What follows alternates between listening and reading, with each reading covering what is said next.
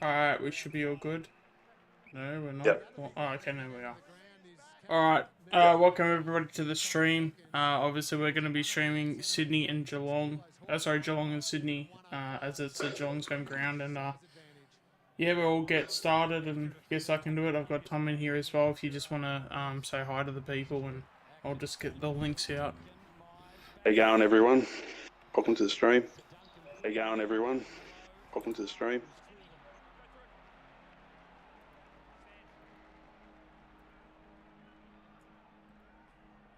Yeah, it's always difficult because, like, especially when it's non-Collingwood stuff, I very rarely know where to put the stuff in terms of like advertising it when it's out. But we should be okay now. And I'll just pop this out so now I can see it. Alright.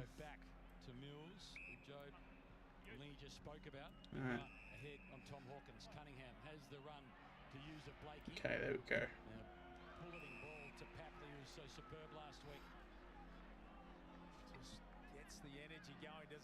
All good. Alright, so it's a goal apiece here with Geelong kicking an extra point, so 1-1-7 to 1-6, so we'll see how this game goes.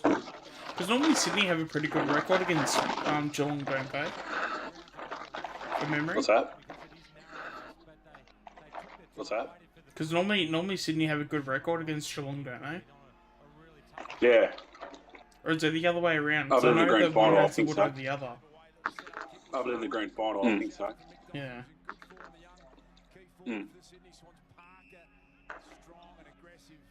Other than the grand final, I think they were better than last year. Other than the grand final, I think when Buddy kicked his 1,000 goal. When Buddy kicked his 1,000 goal. I think that's when they bet him. Yeah. I think that's when they bet him. Yeah.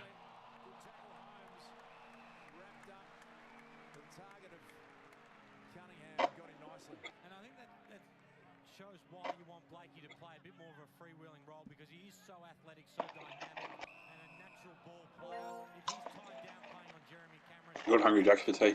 Do you want to check the thumbnail as well, too? Hungry Jacks for tea? Alright. Yeah, do you want to check the thumbnail just to see if it looks alright? Because, yeah, it was the best I could do with, yeah, no, they've definitely, yeah, it's got the red background. It doesn't look half bad, but... Yeah, it's got like, the red background on it. Yeah. Hey, Kev. Well, I mean, yeah, I had to have the red background on it, because, because all the white stuff in the other, because you know how you can have the other ones where it's like it's got the white background and you got like the red sort of like colors in terms of the swans. All the white stuff was all transparent, so you couldn't see any of the white stuff. Which it's fine, like for some team what's it called, logos. But the way that the Swans did it, the transparency was within, like, you know, things like the Swan and things like that. So, like, yeah, it was a pain in the butt trying to find one that wasn't transparent. Because anything that's white basically is transparent when it comes to, like, PNGs. Anyway, a bit of nerd talk, so...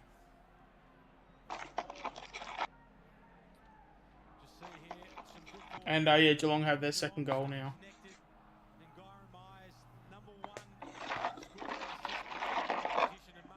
Yeah, definitely. Yeah. How'd you go with your Facebook, Kev?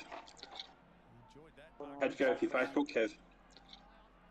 I got packed. Just be aware, Tom, as well, too. I got packed big time. Oh, yeah. Oh, yeah. Yeah, probably better. Yeah, we might have to leave that for another time. Yeah, Kev. probably better. Yeah, alright. Yeah, alright. yeah.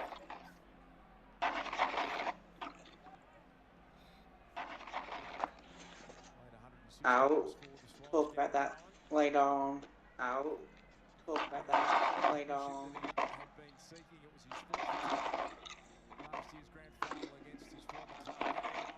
You streaming, Yeah, Kev? Rowan's having a shot from outside 50. No, I'm not Kev? streaming. And he's missed. No, I'm not streaming.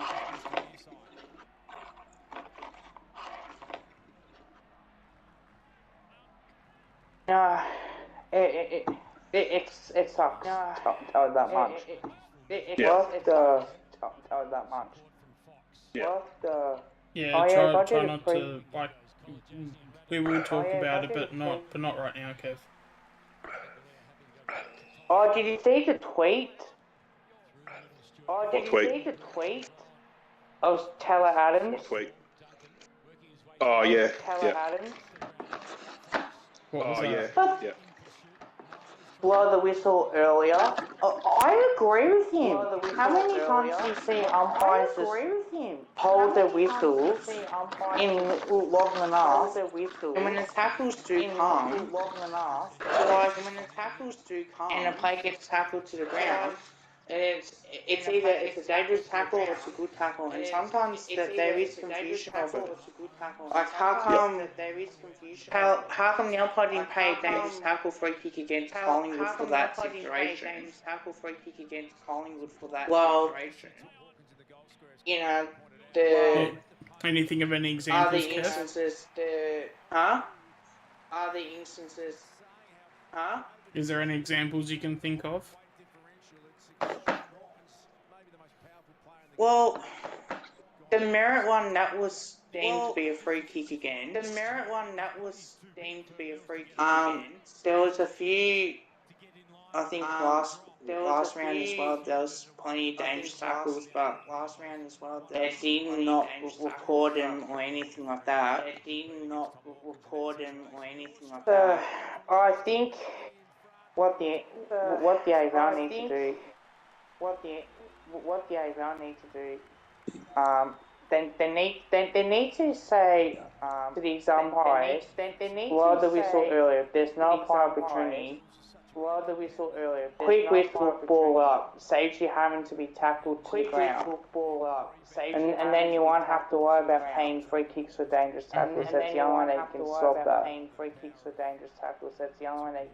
that. Might make more sense actually. Because they hold the whistle, and then it's either free kick, dangerous tackle, or holding the ball.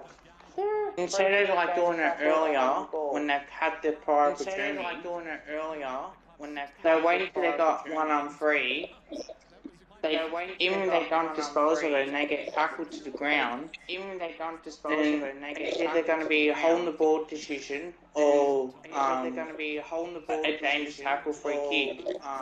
And there's a few tackles in particular, the 360. I thought if you got to front 360, you're tackled correctly. If you don't dispose of it, it should be playing. Why are they allowing 360 twice and play gets tackled to the ground and they don't pay free kick or they don't call ball up earlier?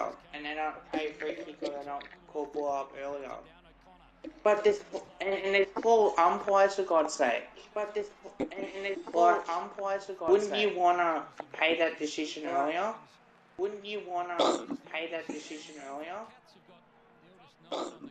Well, it depends on the situation. Like, not every scenario is the same. As long as you're not having like, as long as you're not grabbing the person for more than 15 seconds, then I don't really see the issue, because after that, then it's like, you know, redundant in terms of like the use of holding on to someone anymore with the ball, because I mean, what's going to happen? Like, even 15 seems too long, maybe 10 seconds. And it's always been a thing where whenever you get caught with the ball, the longer the umpire takes, you know, chances are he's going to call holding the ball. But there's been a few calls I've noticed, at least I think it was last week, I watched a couple games, where, yeah, they took like forever, but it was a ball up. Like, when normally if they're taking forever, it's because they're waiting to call holding the ball. So... Is it going to be is this going to be the grand final all over again? This game?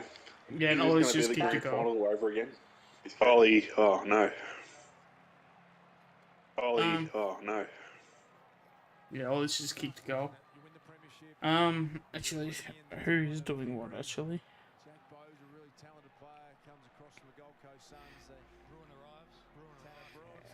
Do you guys reckon that Geelong's jersey looks basic? Yeah, Haywood. Do you guys reckon that Geelong's jersey it looks is. basic? It's pretty basic. Not much. It is. It's pretty basic. Not much. And it's definitely not much out of it. I mean, I'm pretty sure. I don't know if I've made it that clear, but I've gone out of my way to say I reckon our Anzac Day clash, our Anzac Day jump is pretty shit. Well, it needs to be. It needs more white in it. It needs to be like. Well, it needs to be a bit more colour in it. It needs like that leaves, like the stuff on it. A bit more colour in it. The problem is, like, there just needs to be more. Like, there just needs to be more like creativity. Because like for me personally, if you're gonna do a specialized jumper, like there's got to be thought and there's got to be like meaning behind it. Like that's why with the Aboriginal jumper, when they brought that out, like I've got one and it's like my favorite jumper of all time because the messaging behind it, and then like how everything connects. Put effort into it though. Like it's always fake. Like it's always like rushed. Yeah, right, and also as well. But I mean, but also as well to play devil's advocate. When you're wearing the black and white and it's like black and white right down, is there a way to be creative with it? Like, do we see other not companies? Jesus Christ, do we see other teams doing the same? Like that have like like say Hawthorn or or are they being creative as well? Because then that shows you that maybe it could just be the design of the jumper doesn't allow you to be creative. But again, that's bullshit because the Aboriginal jumper last year was absolutely amazing. Yeah, there was so much thought, love, and care into that. And as I said, I reckon that's probably. Be different in the jumpers. And as I said, I reckon that's one of the. That's in terms of my personal opinion. I reckon that's one of my favorite jumpers of all time. If not, in fact, I probably even like it more. Like obviously the classic home jumper is always going to be the classic home jumper. But yeah, if you take that out, I think that Aboriginal jumper is the best. Like, and it's like, and anything else doesn't even come close. Like, it shits on anything else. Like, it shits on the Swooping Magpie, which might be a bit of a hot take that people may not when like. They bring out the Swooping Magpie, really I'll definitely like the buy Aboriginal jumper that was made. I'm definitely going to get it. I don't care. Yeah. Well, not to say that's bad. Yeah, I'm not saying. Well, apparently that's they the thing. are. I'm not saying that the Swooping Magpie jumper would be bad. Apparently they are sometime this year. Well, so they should. Like, that, and bring it back for permanent basis. So they should. Like, apparently slap him I reckon it's Spidey's 300s. They should do it. I reckon it's Spidey's 300s. They should do it. You reckon? Yeah. When is Spidey playing 300th? Biggest thing against yeah, North Melbourne, I think. Do we know? Biggest thing against North Melbourne. I think he's on 295 now. I think he's on 295 now. 295.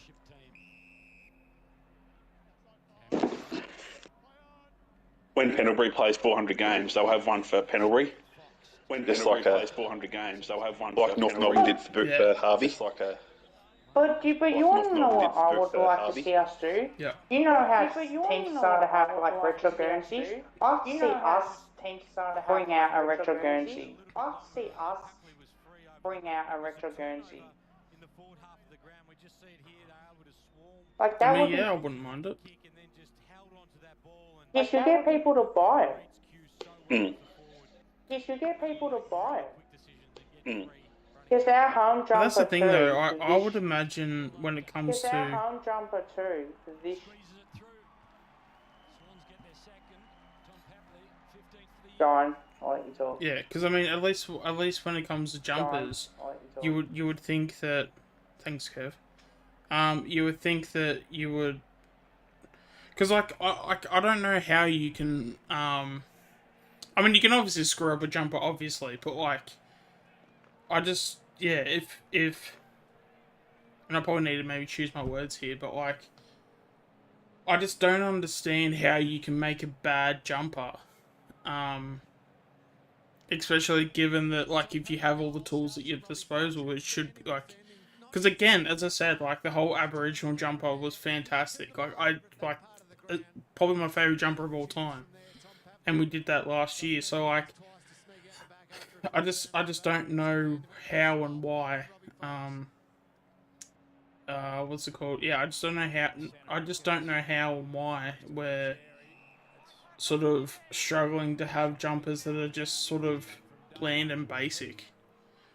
Because I mean, you can do bland and basic and have it look good, but it's like I don't know if it's a controversial opinion, but I just don't like the Anzac Day jumper at all. Like, it's just it's too bland and basic, but in a bad way. Because you can do bland and basic, and, as I said, and have it be in a good way, but I don't think this was the case.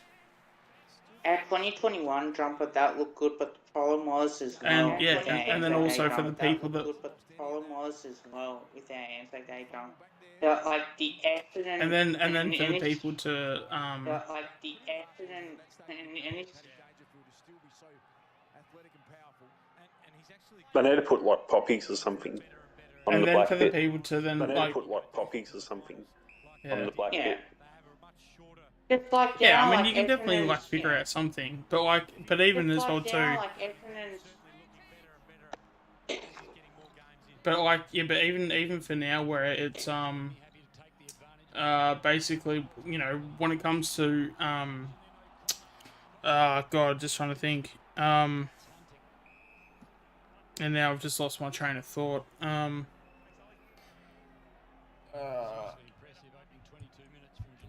no, I've actually just lost my train of thought now, yeah.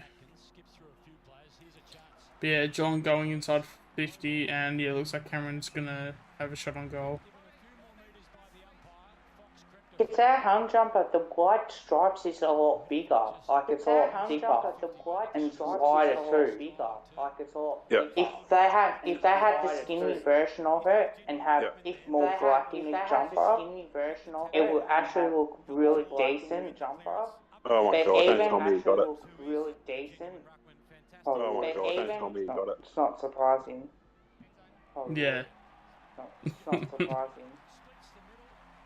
Oh, how many's he got? I think that's his first. I mean, I always find it funny when it comes to Geelong fans how it's like they love to say how good they are.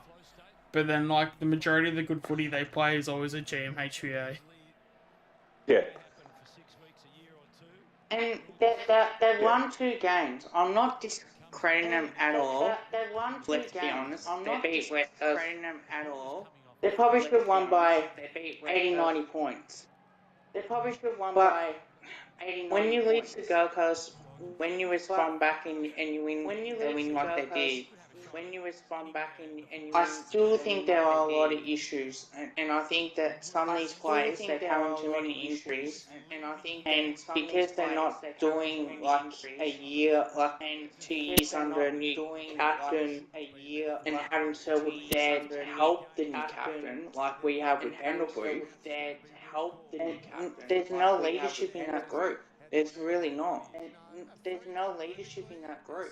Do you think Geelong miss finals, Kev? I reckon that's on the cards. Yeah, for sure it is. I reckon that's on the cards. What is? Yeah, for sure. Geelong may not play finals. No, I want a yes or no answer. Does Geelong make finals this year? Do they make finals, yes or no? 7 for 8. I'll say yes. 7 for 8. I'll say yes. I'll say yes. I will not be surprised if they don't make finals. I will not be surprised if they don't make finals. They've beaten no one yet, though. Like, barring this game, but they've beaten no one yet, though. Like, barring this game, but. Well, if they play St Kilda today, I think I'm more likely to pick St Kilda than Geelong. I think I'm more likely to pick St Kilda than Geelong. What's your top 4, Kev, so far? Alright. I mean, I'd be but that's the thing though. If I'm going into finals, I'd be more scared of Geelong than I would be St Kilda. Yeah. I want to see St Kilda against the top teams first, before I have them as a top 8 contender. Yeah, it's crazy I how don't people see are S in the writing main off top Geelong 4. already. Like, I don't Nah. see S in the main top 4. No. not At the even the. Well, I mean, how do I word this?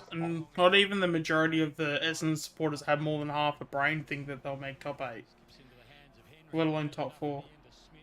I've got Collingwood. Yeah. So I've I don't got like. You're not Collingwood really first. like. I've got Collingwood. I've got Collingwood first. Surprise. I had Geelong second. That was the thing. I had Geelong second because I thought that was the thing. I had they would. So you went from having them second to not having them play finals at all. Be good. I still think they'll play finals, but at the start of the season, I looked at the play finals, but at the start of the season, I looked at I did look at I looked at it, and I had Collingwood, Geelong, Fremantle. I looked at it. At that point, I thought they would learn from the semi-final loss and get better, and I had Adelaide 4. And get better, and I had Adelaide 4. That was my top 4. That was my top 4. But at this stage, if you ask me the question now, I had Collingwood. I think Port. I had Brisbane. I think Port. Maybe Melbourne. Brisbane. If you ask me now who my top 4 would be. If you ask me now, Fremantle were nowhere near it. They played absolutely terrible. Fremantle were nowhere near it. They played absolutely terrible. Justin Long. Yeah, but that wasn't the question though, Kev. Justin Long year's game. No, I still think Geelong will play finals. So yes, there will be. I think they'll beat teams that's in Geelong because of the record. That's how they'll get in.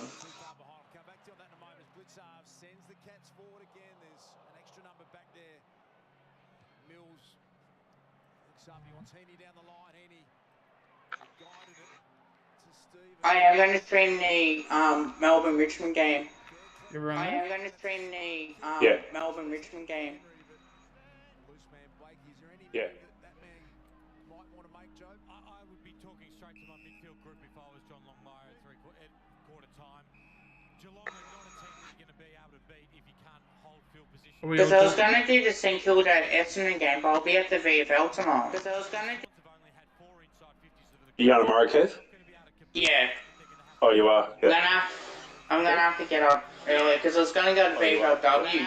I slept in. Get up early because I was gonna go to VFLW. It's like, oh no. I slept in. It's like, oh no.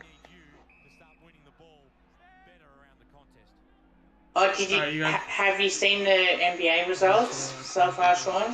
Have you seen the NBA results so far, Sean? What's that? Have you seen the NBA results? I know we're playing tomorrow, but well,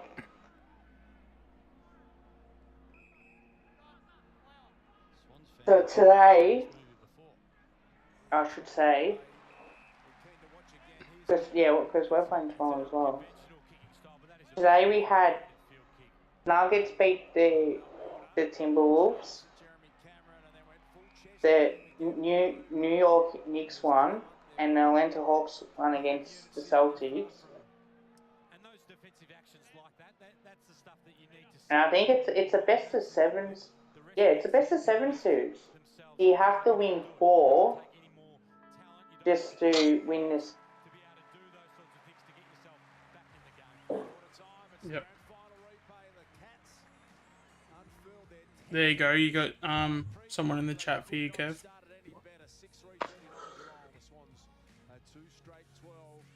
Alright, we got Geelong.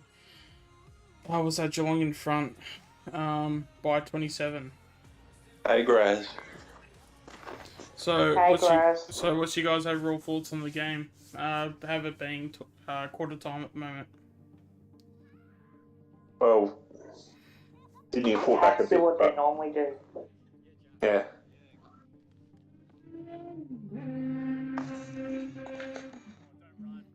This is their first game at GMHBA, isn't it?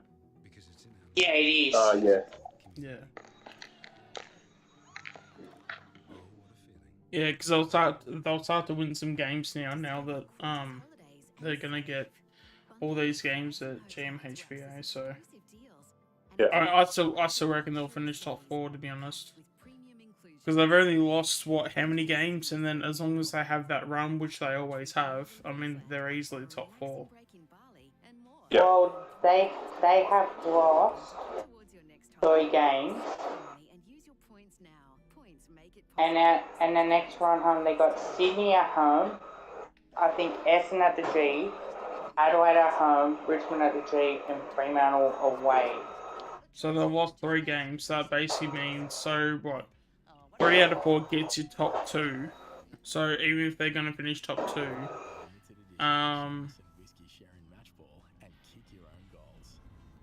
so what? So they need to win 3, 12. So what? They need to win 9 games. So have 9 wins. So then if they're 9 wins and 3 losses. Yeah, That basically gets them. That pretty much gets them top 2. So they've won how many games now? 3. Aren't they like 3-3 now or something? Oh no! After tonight, they'll be 3-3. Yeah, I mean they'll be fine. Like that's always the thing that always annoys me, and sometimes it comes from the fans, sometimes it comes from the media. But like, you know, when it comes to you know, people like writing off teams and it's like round 3, it annoys the hell out of me. Kev, is that you or is that you, Tom? With the what's that always? Yeah, what a vacuum or something. Kev, if you got someone vacuuming, please mute yourself. There you go, that's better. Oh, no. So if you need to speak, you can, but if you're not, just have yourself on mute. But no, like, you know, when it comes to, yeah, Geelong, like, I mean, especially, I mean, it looks like they're going to win tonight, which, I mean, was a surprise to pretty much no one. Because, you know, most teams when they travel interstate, they never play the footy that they're supposed to. And then when you got Geelong who play so well this ground and that know this ground so well, you know, it's you know, clear and day. It's so clear that, you know, that, you know, with what the situation is, and yeah, when yeah, and when obviously Geelong get a pile on, they'll obviously get some wins together, and yeah, if they win tonight, that's 3-3, and then if they win the next 6 after this, then they're in line for top 2, let alone top 4. So all they got to do is win 3 out of 4 games, or as in terms of an average throughout the year. Which, I mean, yeah, with the GMHBA Stadium, yeah, because I think the GMHBA games, I'm pretty sure they've got like 10 of those games. So you win all those, that's 10 wins right there. I mean, I don't know how many there are, but I'm sure someone can let me know on that. But yeah, no, like Geelong's easily going to be top 4 this year. It's just that it just pisses me off when there's people out there that want to create narratives in the media. I mean, it's fun for like people like us that are more common folk to sort of talk about it because we muck around, we joke, like we're not really that serious, and you know, we like to sort of have a bit of a joke between like other people and stuff. But like when you're the media and it's your job to like basically be the voice of reason, it can be frustrating when you do have like someone like a Geelong who loses their first 3 or 4 games. Because they got Essendon at the G next week, and they got Adelaide. You think they should win that in Geelong? They got Richmond at the G, which you can pretty much see Geelong winning. Can't see Richmond winning. They got Freo at Optus Stadium, and then they've got GWS Geelong, Bulldogs at Marvel, which will be tough, and they've got a bye in round 13, and they play Adelaide at the Adelaide Oval after the bye. And obviously Melbourne at Geelong, Sydney at the SCG, so they've got Sydney twice, North Melbourne in Geelong, which you think they'll win. Essendon, they play Essendon twice, and that's GMHBA Stadium. Brisbane at the Gabba, Freo at GMHBA Stadium, Port Adelaide at GMHBA Stadium, us at the G, and they got St Kilda at Marvel.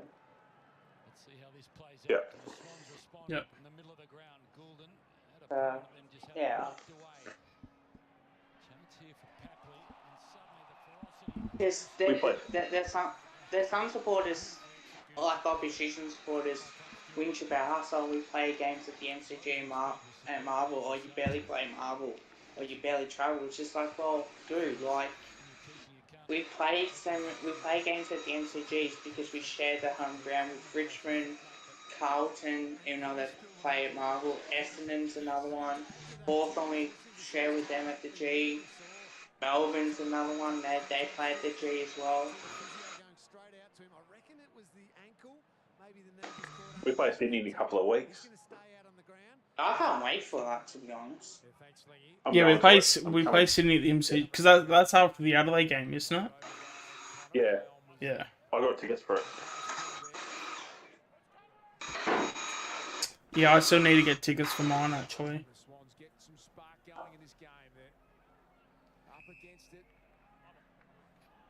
I've got a workmate that's a Sydney supporter, and I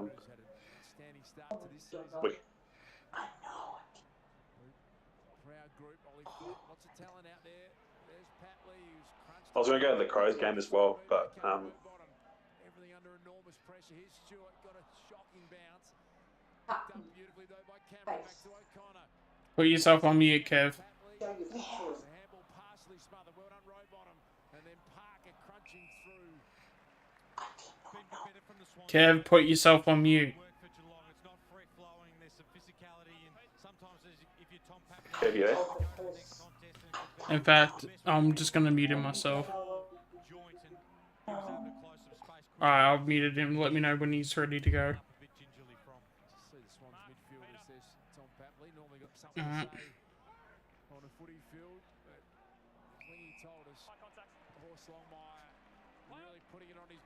Alright, here we go. So we got Geelong going inside forward 50.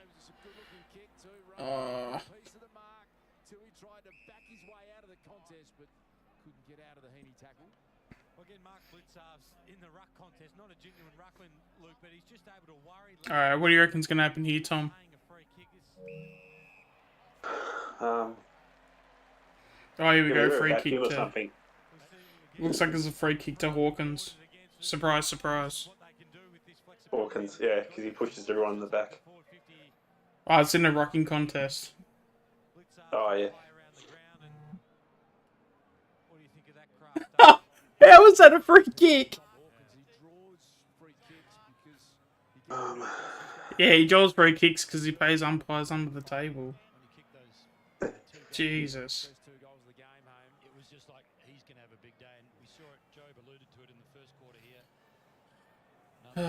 Yeah, just if when Kev starts talking, just let me know when he's not talking to his mum. Yeah, it's all good. He's back on. Yeah. He's muted you, Kev, because he wouldn't mute your mic. Yeah, I've unmuted him now. Why is it that they don't pay free kicks for push on the goal line, but then they pay push around the ground? You're asking for logic when logic is not there, Kev. So Hawkins can push in the back, right, and get away with it. That the free kick he just got wasn't a push in the back. To be fair, it was in a rocking contest. Mm. But I mean, he actually instigated contact, and then basically flopped, and then the umpire gave him a free kick for it. Like I honestly, I don't know how we got a free kick there. Like.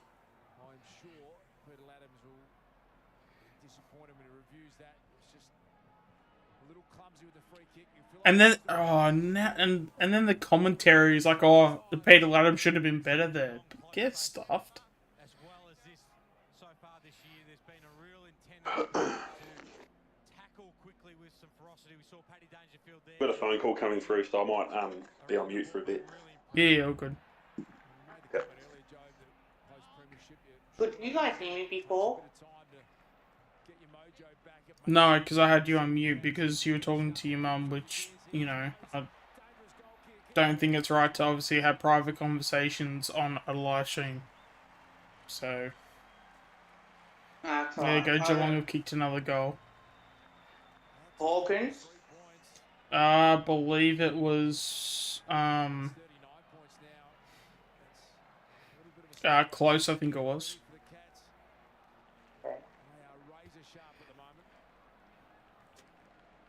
So currently, right, speaking of the ladder, so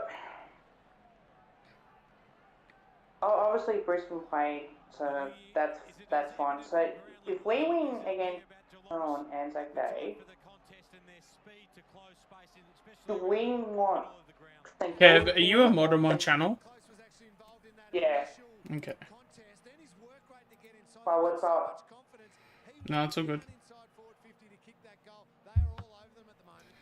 So, as a Collingwood fan, do you want St Kilda to win or lose?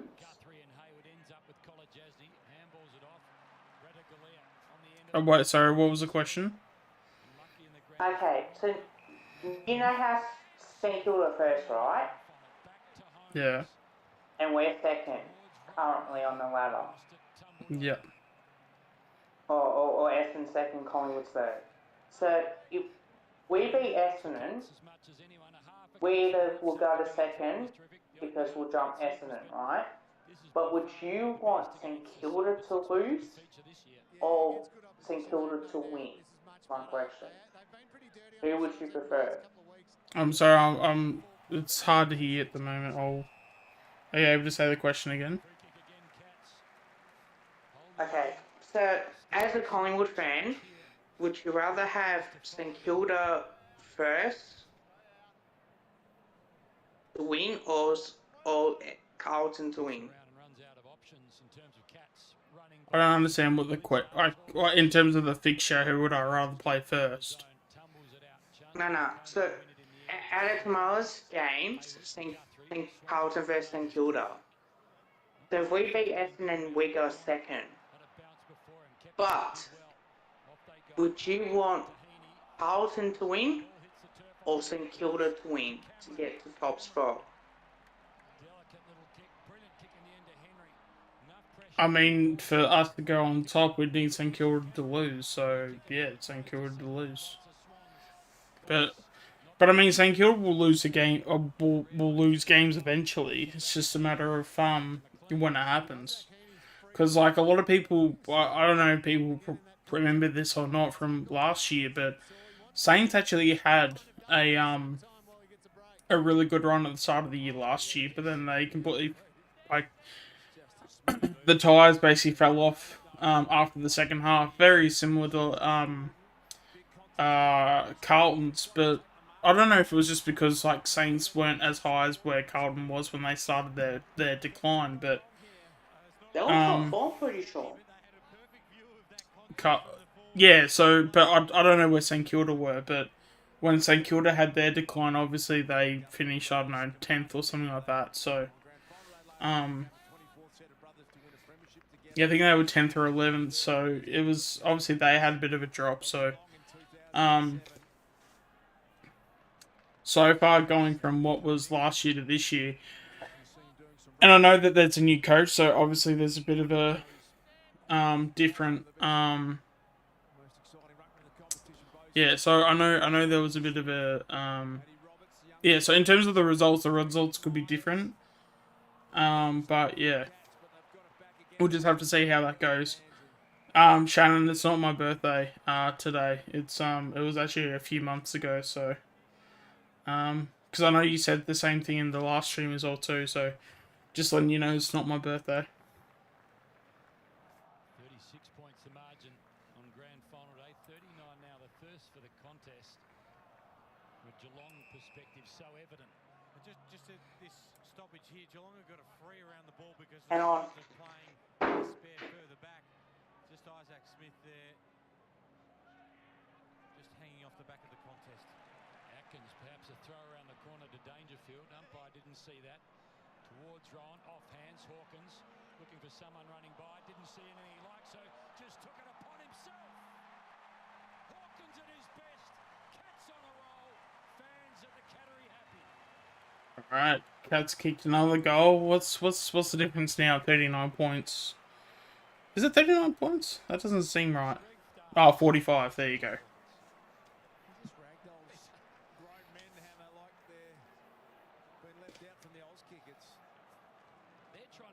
But yeah, if you guys have any questions in the chat, feel free to put them in. If you haven't already, make sure to like the video. To like the stream, and if you want to keep up to date with future content, make sure to subscribe as well. Would be greatly appreciated.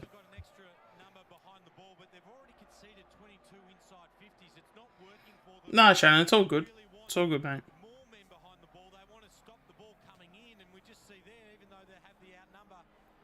I probably should do a birthday stream, hey, whenever it comes up. So I don't know, maybe I might do a birthday stream when it is my birthday, I guess. We'll see. But nah, it's definitely not today. It was a few months ago. Is that a fake account, or is it just me? From Shannon Humphries. I think it's real. I can always quickly go to his channel. 23rd of June. 122. Testament to his work rate and his diligence, obviously, with his body. Lee, how long do you think Tom? That actually does seem like a fake account. Actually, now that I'm looking at it, there's no videos. Does Shannon Humphrey have videos on his channel? Well, he's had like a couple. I know he's been on spiritual training. Let's not for the moment. Laddams just got boot the ball in the end to a dangerous spot. Free kick, Tom Stewart.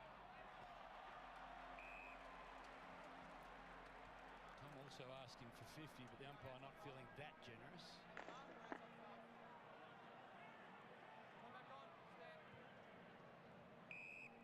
Stewart to Koenig. Yeah, because I'm pretty sure Shannon's not modded, so it could still be him, but yeah, I'm not too sure, but his channel's not giving me any indications it is him though, because there's absolutely no content, and I'm pretty sure he's been on longer since June 23 last year. Yeah, it's not even 12 months old.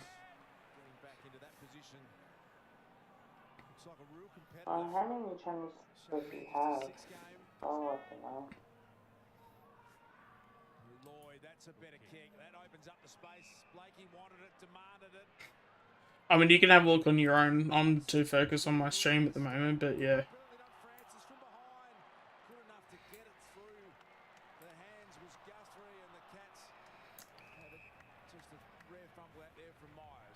Funny how quickly things can change. 12 days ago, the Cats arrived at the MCG 0-3 on Easter Monday. 12 days later, they found themselves in a commanding position, 44-point leaders against the Swans, and suddenly, with some... Alright, here we go. Geelong driving it forward. Oh, they know we need. Through the hands, Blakey arrives, helps out Fox, might be used is Rowan, puts the pressure on. Around the corner, the ball sails, picked up again by Bose. They can do it all again.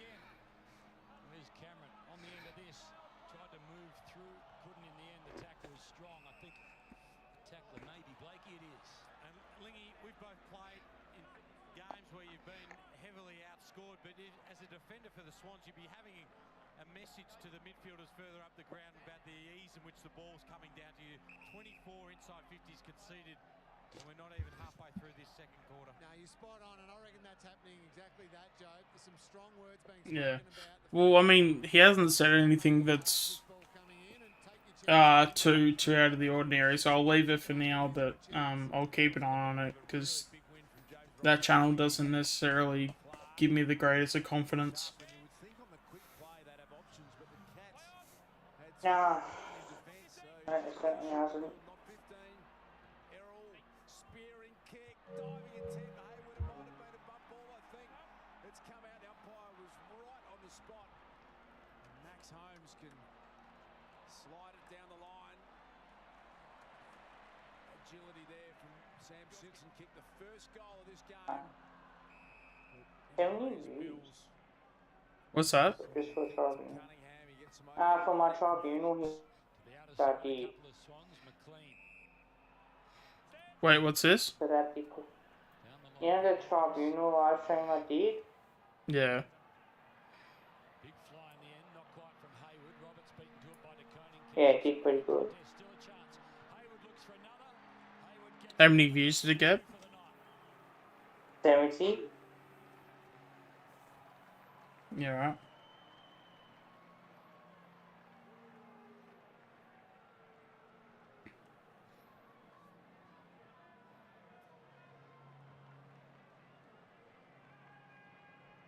Yeah, it looks like Sydney's gotten back another goal, so that's 38 points the difference.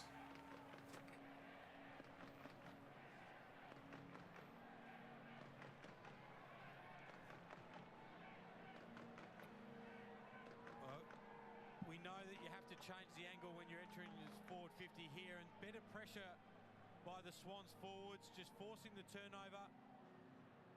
And it'd be pleasing from a forward group to be able to kick a goal off the ground there, but from a contest which was better from them, and see if they can repeat it from this stoppage. Haven't had back-to-back goals tonight. McLean, rut work. Parker fighting hard. Well done, Danger. Serious handball that was. DeConing, and then the clever pass. Just too good tonight, the Cats. Far out, Johns is killing him. 38 points. And we just see they've been cleaner around the ball, and they've been hungrier, and they're just forcing the ball forward and then being able to chain it. Their decisions away from the ball have been better, and 7 inside 50 marks to 2 tonight. Great to see Sam Simpson back. So, Hawk, Cameron's kicked through. Who's the other one? Dangerfield's had a quiet game. Dangerfield, well, I mean, Kev, it's only halfway through the second quarter, so there's every opportunity in the world that he'll do something. Balkans is kicked 3. Great to see a smile on his face.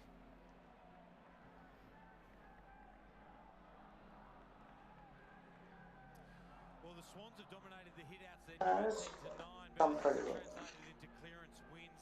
The Cats at ground level, 19 to 13 clearance wins for the Cats, and then the scores from stoppages. They're so valuable in the modern game, the way in which you can set up it. It's been their speed to outnumber from the contest that's been most pleasing. It's actually pretty impressive, the fact that they've already got 10 goals, Geelong. For the first time in his AFL career, multiple goals. I will give Yeah, them it that. is. Brilliant from Zach Guthrie. And quickly moves it on to O'Connor. O'Connor's short kick to Cam Guthrie. Called not 15. Look at that. That breaks the game open. Yeah, geez, they're on here. Logan McDonald does the chasing. Kolajasny knows he's there. Gets rid of the football just in time. Oh. Big fly. Hands and knees now. Can he slap it out? Little one too close. Didn't quite find him in the end. Florent, Oh. hurried ball to the outer side wing. McDonald and Kolajasny do battle again this time. Will Goulden adjudicated to have put on a high tackle. So the Cats will go forward again. And enjoying a 44-point lead. Still 7.5 minutes before half-time. Long wait in the end for Lloyd. Oliver Henry got close to it. Lloyd moves it on. Looking for Francis. First game for the Yeah, can you quickly are you subscribed to Shannon? Puts on a nice shepherd. Stevens backed in. Not on that account, I'm not. But do you know what Shannon's actual YouTube account is? Certainly has. They just have been second to the ball, and every time No, Shannon Humphries, he had 30,000 subscribers. Contact there from Parker. Mark or free kick. Either way to Duncan, and there's another I'll look it up. limp up for a Sydney Swan. Young Matty Roberts is Well, this one says he's got no videos and it doesn't say the subs. that one is Duncan. Beautiful pass. The power and the speed of Paddy Danger. This one, he's got 1,003 subscribers and 17 videos. Yeah. see this contest here. Looks like it fell across his ankle. Young Roberts, but Swans on average conceding only 75 points per game. Already 63 Geelong have put on them. Paddy Dangerfield played 154. And this one, he's got 15 54th at Geelong.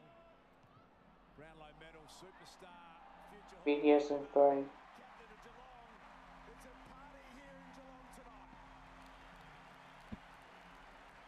Yeah. Yeah, just keep an eye on that They haven't bothered really getting out of their account because I'm not really trusting it at the moment.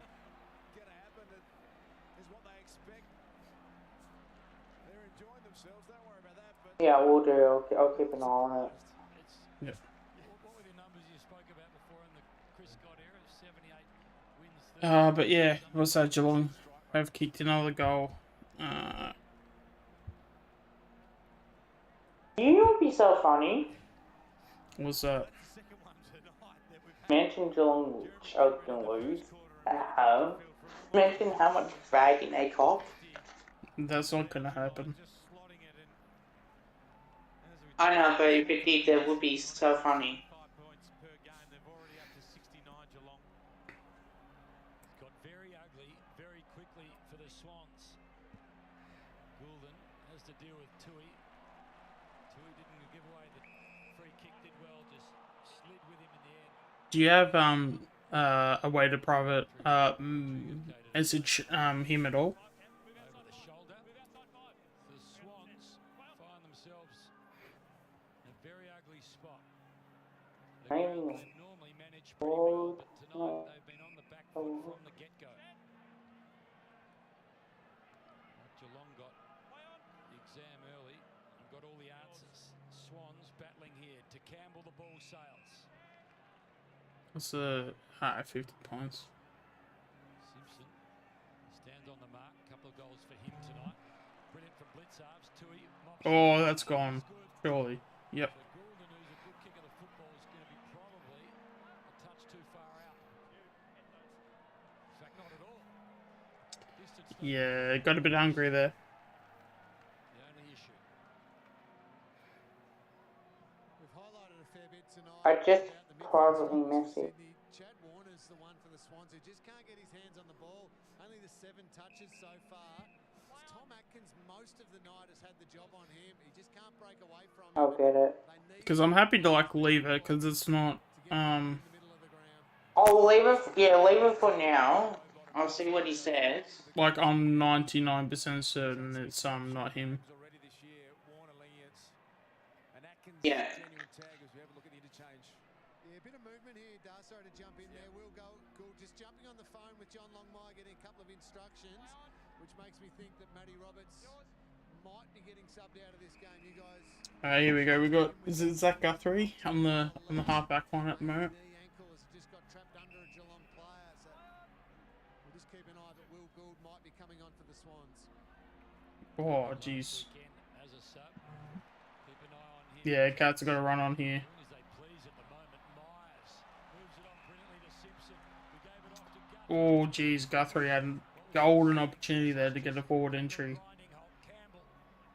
Long handball under pressure. McLean had to slap it on. Did well. Fox to Warner. Warner Nah, mate, I'm not falling for your bullshit. Terrific from close, and there's the difference between the two sides. Smith to Guthrie, to little one to Duncan, comes unstuck. Here go the Swans.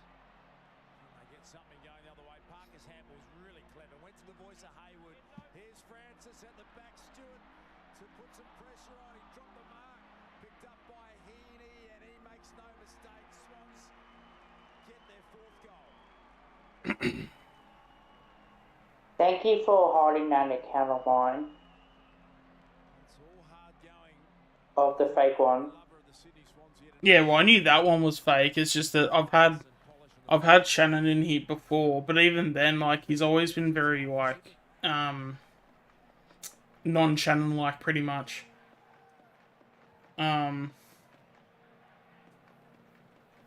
Like, yeah, so yeah, I'm just gonna leave it as, yeah, normally when I have my instincts tell me that something's not right, it's not right. Yeah, no, fair enough. Yeah. But no, if you guys have any questions or anything like that, feel free to put them in the chat. If you guys have got any thoughts on the game itself or any predictions coming up, feel free to put them in. Actually, I've got a good one for you. Yeah. What are your top 5 Anzac Day games that you remember? Top 5 Anzac Day games. I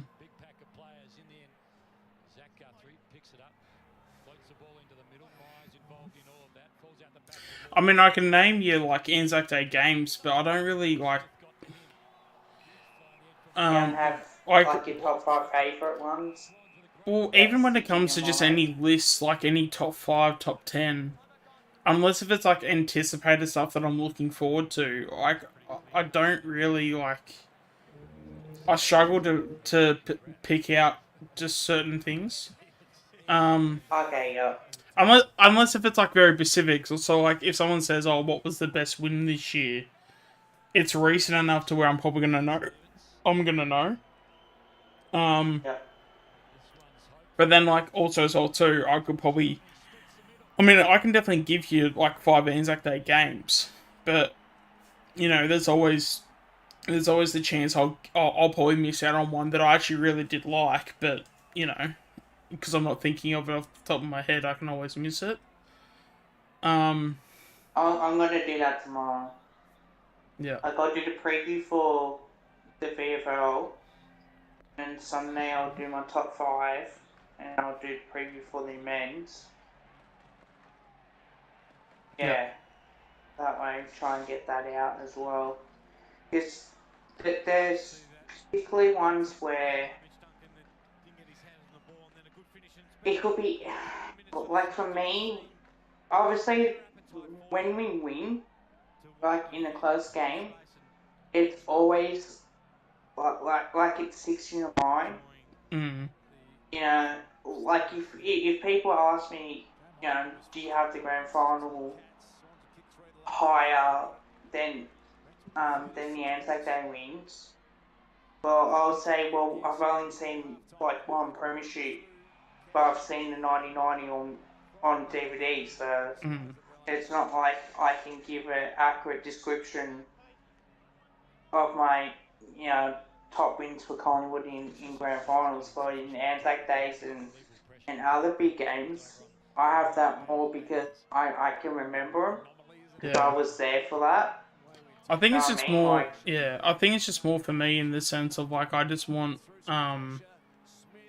like, also, I just don't want to forget one that's, like, that, say, does mean well, well, sorry, that does mean a lot sort of thing, but because, as I said, because I'm, you know, thinking off the cuff and, I mean, I can definitely give you some Anzac Day games, like, I mean, the last one that we had was pretty good, 2010 and 2011, are probably special. 2012 was good.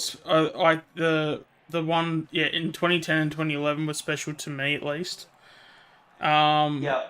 Because those were games that I actually went to. They were not only like wins, but they were big wins too. it was that, you know, it made it more it was just a great team that was just playing so well. So those wins like stood out.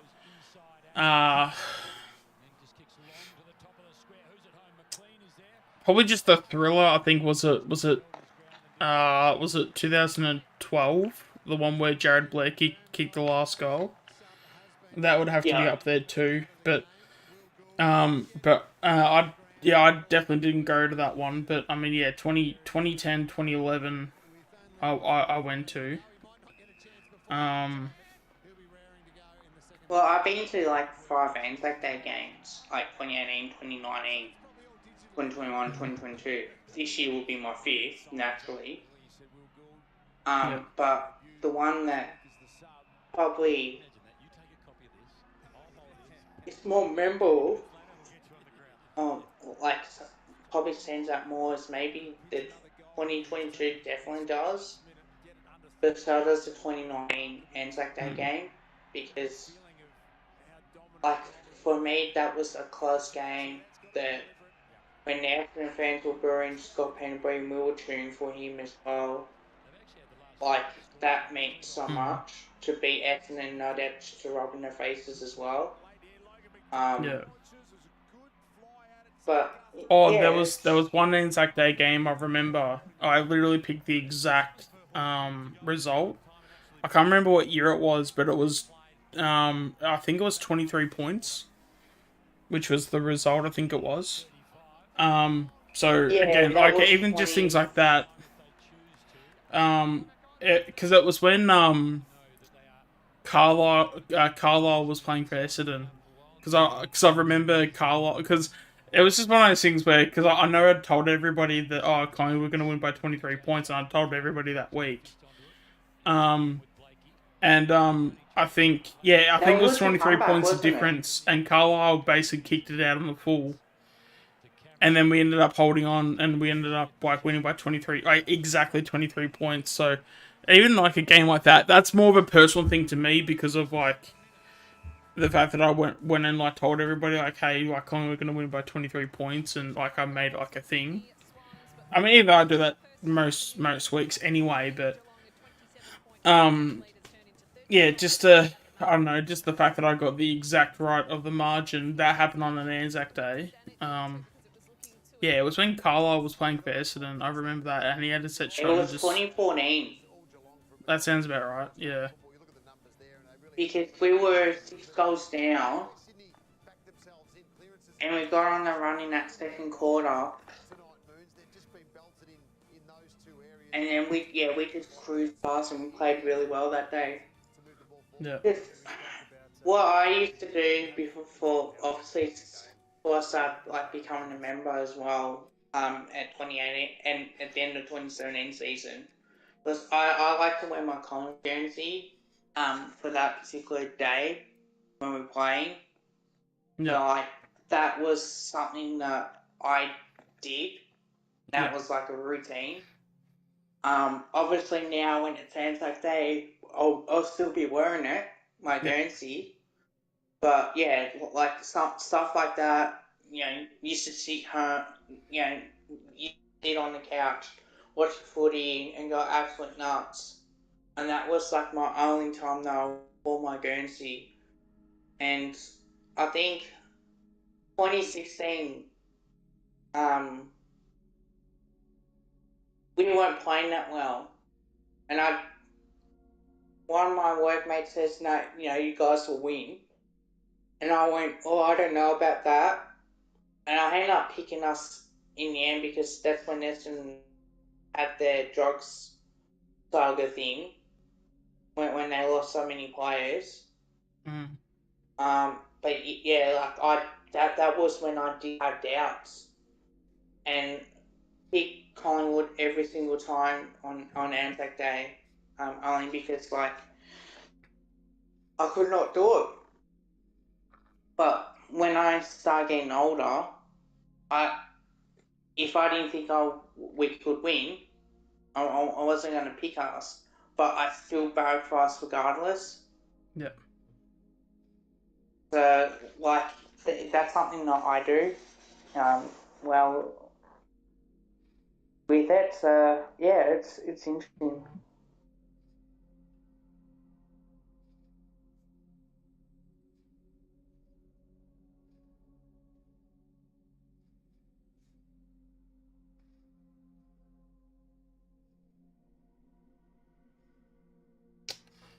£35 at half time.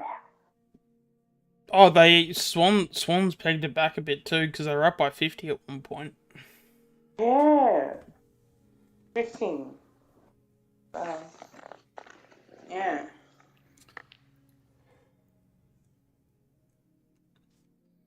Well, actually, I might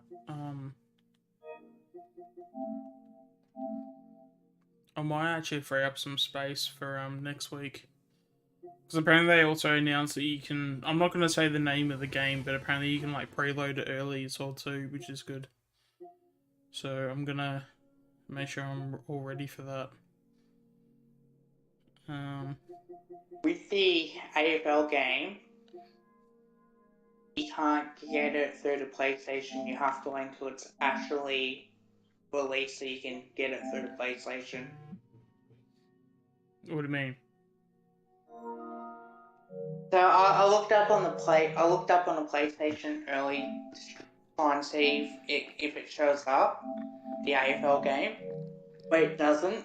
So so if people wanted to get it, they have to wait until its actual date of release before they so on the day they can actually download it and get it through the PlayStation itself. No.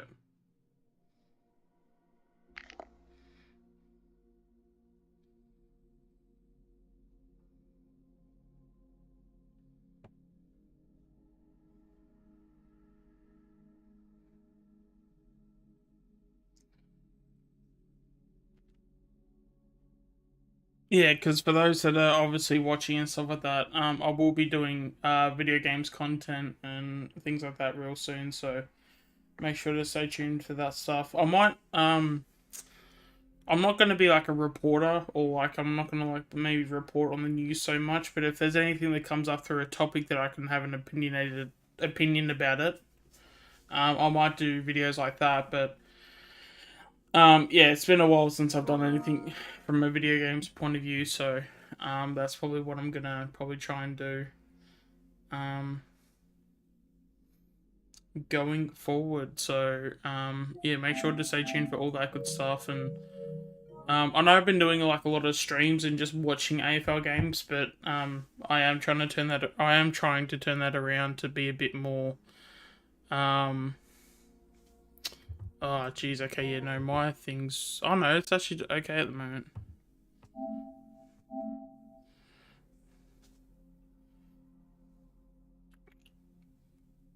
No, it's not actually. Oh wait, no, it is. Okay. But yeah, so with everything happening, yeah, expect more video games in terms of coverage and content, and I'll probably maybe try and do some AFL stuff as well. I feel like I could probably do some stuff through that, but yeah, I'll try and be a bit more proactive with that stuff too, because I feel like that would be a lot of fun. Because I know I've missed out on a lot of like videos where I mean, even all those AFL games and stuff, I could have easily made videos on that would have been really good content.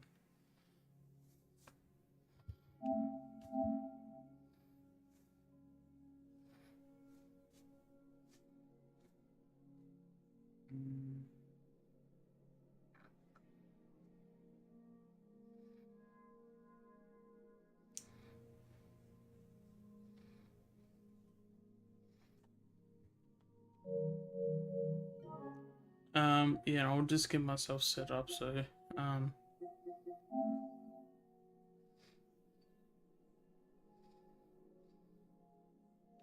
Oh my god, another one passed away. Who? Barry Humphries has passed away, age That's official at now. age 89 after being hospitalised early this week due to complications from hip surgery. The Australian comedy legend was best known for his alter egos Dame Edmund Everidge and Sir Les Patterson.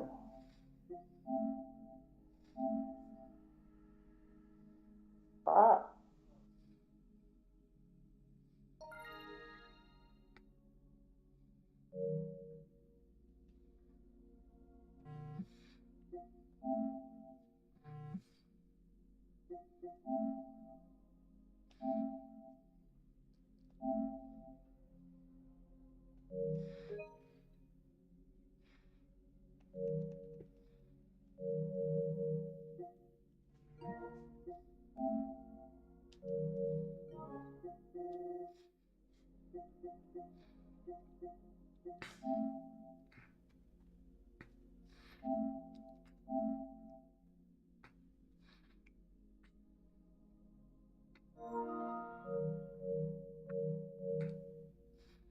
Huh, interesting.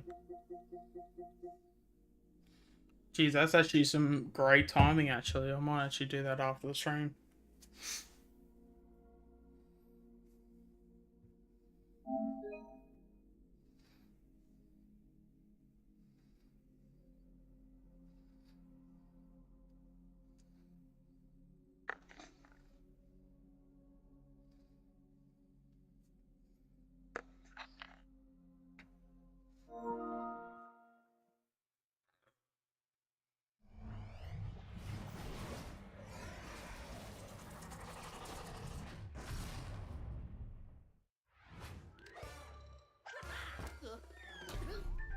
Actually, I might.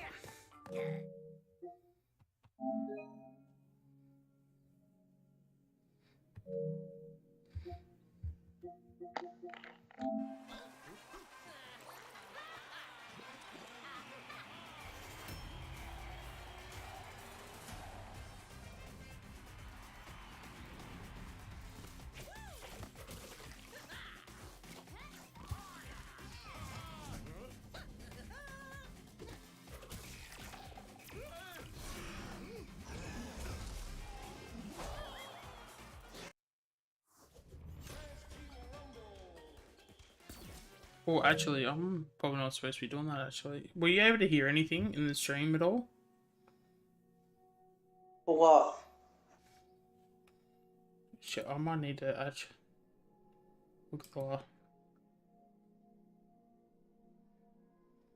I'll check the stream.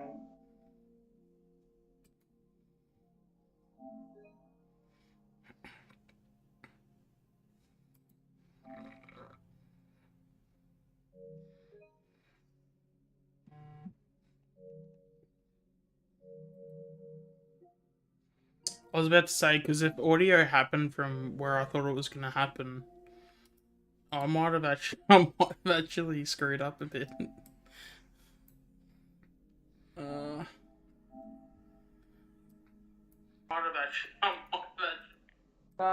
Seems right. Well, I hope so, because, interesting. Geez, that's actually some great timing, actually. I might actually do that after the stream. So there was no audio of any video games or anything like that? It seems fine.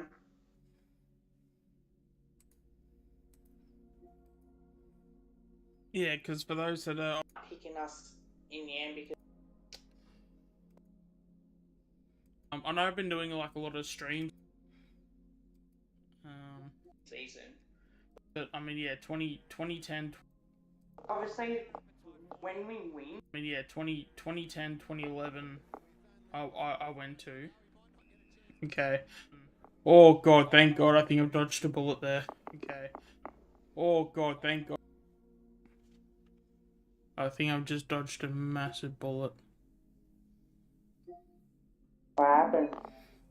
I'll tell you after the stream, because I can't say. Yep.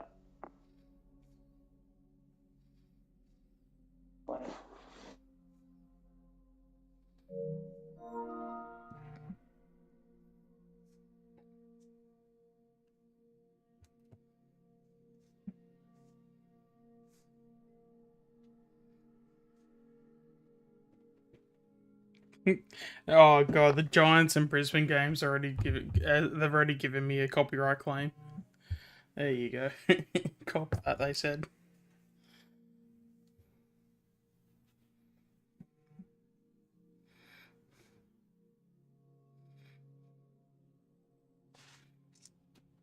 Yeah.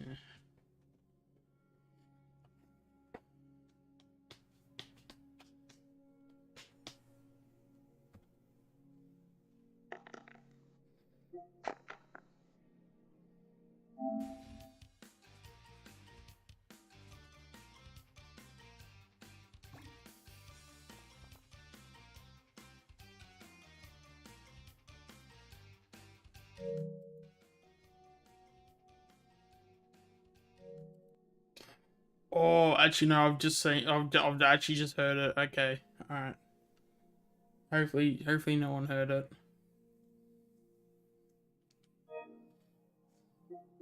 Do you hear my game playing in the background or not? No. As I said, I'm actually not allowed to talk about what I'm talking about, so we'll leave it as it is. Alright.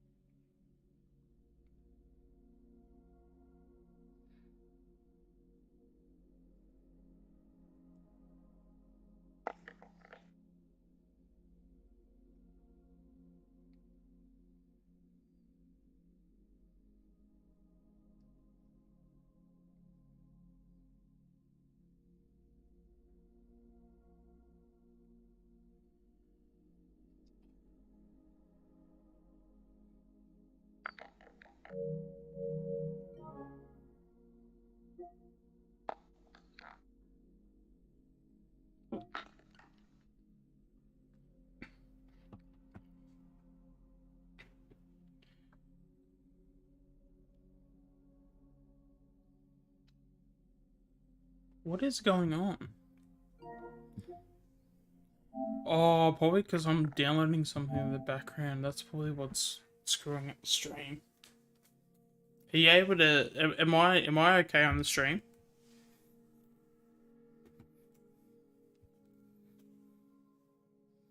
Are you able to? Yeah. Am I okay on the stream?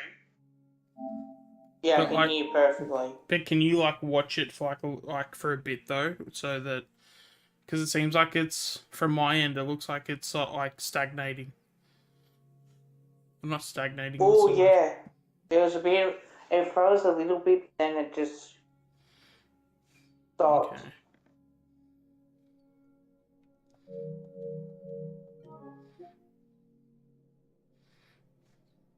Yeah, it started to freeze a little bit.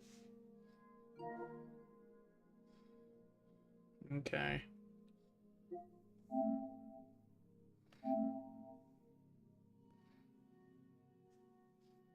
Hopefully the. I mean, it's half time. I'm not really too worried, to be honest, but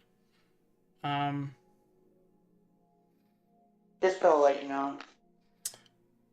yeah. Well, I mean, I've got another 45 seconds, and then it should go back to normal. Just waiting for an update, or just finishing off an update. But yeah, if you guys can hear me, put your thoughts in the comments. What you think is going to happen in the second half? Can the Swannies come back and beat Geelong, or do you think Geelong's going to run over the top of them and make this 35-point difference even more? Let me know your thoughts.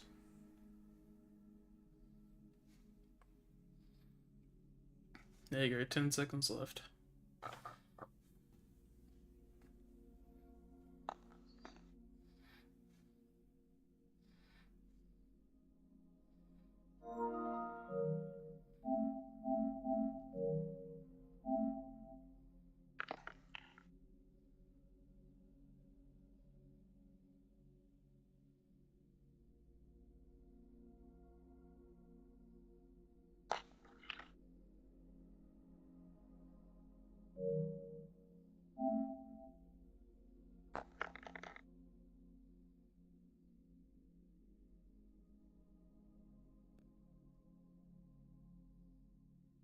Alright, we should be back to normal now. As it all like resets itself. Yep.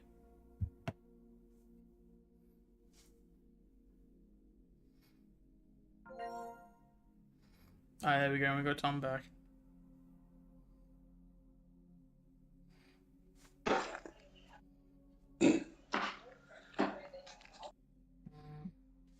Oh, you've missed some entertaining moments in the last few minutes. Yeah, I know. I heard. Oh yeah. Wait, what happened? Oh,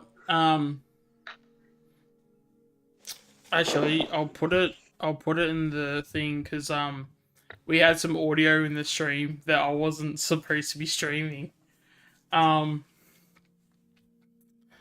Because I'll tell you the thing 'cause it's so ironic considering what we did earlier today. I can't like us and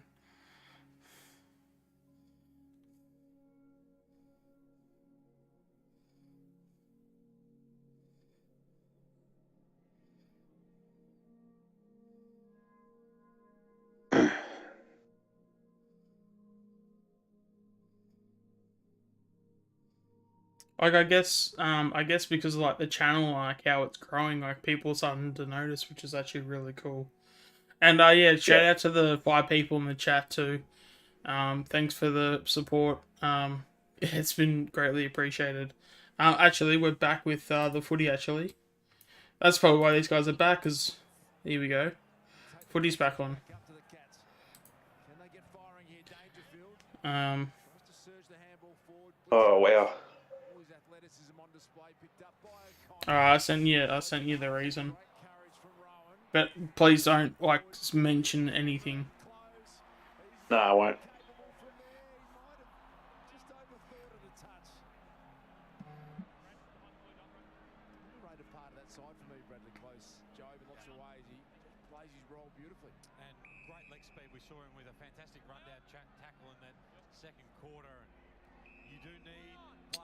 There you go. Sydney's getting a bit of a run here. Oh, did you say Dame Edna died, Kev? Yeah, you just said it like a few minutes ago. Oh, jeez, that's a heavy hit.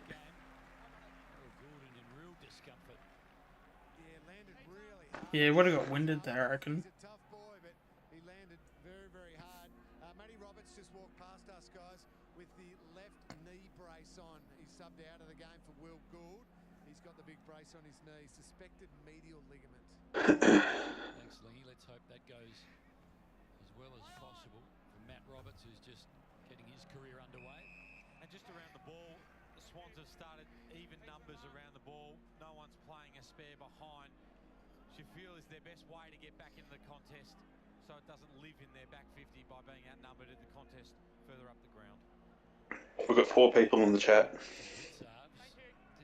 Yeah, no, we're definitely showing up tonight for sure. Like, yeah, there was five before. You know, thank you everybody for showing your support. Like, obviously, it's greatly appreciated. If you haven't already, make sure to like the stream as well, and yeah, make sure to support the channel by subscribing, because there's definitely going to be a lot of future content coming for this channel, that's for sure. As Jeremy Cameron has just marked inside 50 and is going to have a set shot. I'd say 40 metres out, would you say? I'm back, guys. Yeah, I'd say it's about 40 metres. I don't know, somewhere between 40 to 35. It should kick it. Oh, he's got it. Yeah, I've basically just messaged you, Tom, on like what it is. But yeah, please don't say anything.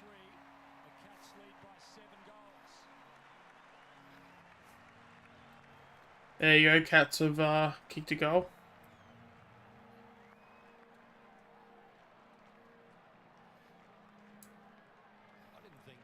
Like, when you read it, you'll know why it's so ironic given like what we were talking about today. There is just a flicker of hope while Jezza Cameron is around. He has that extra game in the season to find a way to keep on this average that he's been able to maintain early going. watch centre half forward here, Gary Rowan, and then Jeremy Cameron at the screen. He just sees what's happened. He knows, looks up at the screen to see where the ball is and just drifts forward straight away.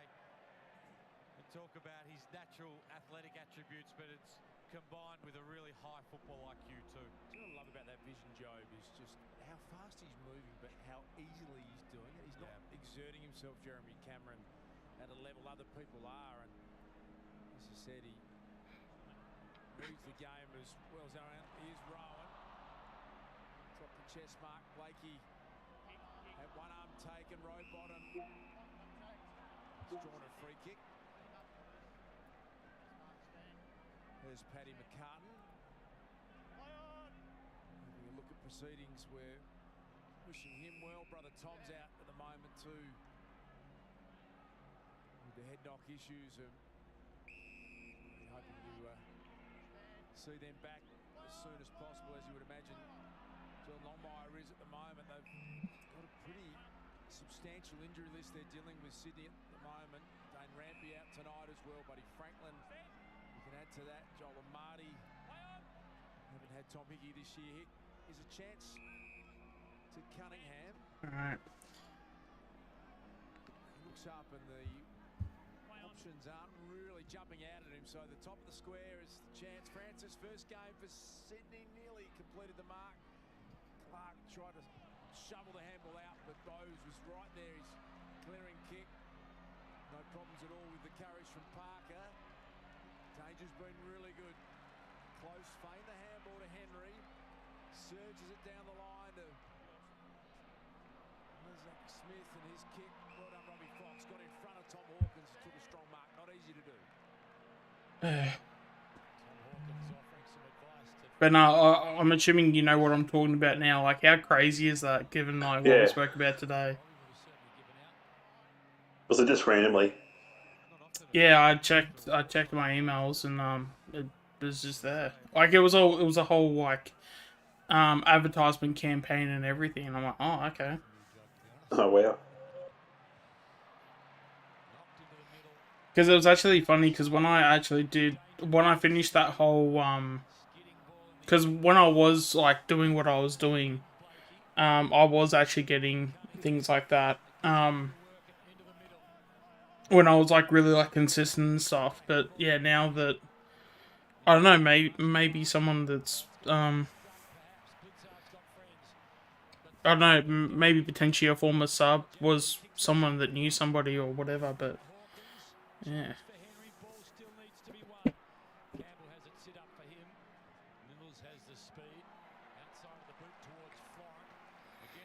Yeah, I need to check the email and stuff, but yeah. And yeah, we'll talk more about it after the stream and stuff, because I'll show you like the history and Yeah. like yeah, we'll go into more detail about. I can't talk about it, but yeah, it's so fucking cool though.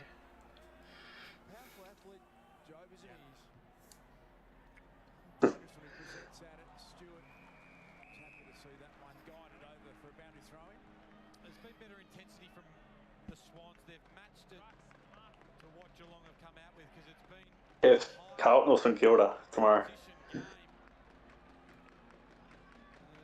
Didn't he go? He's on mute. Oh.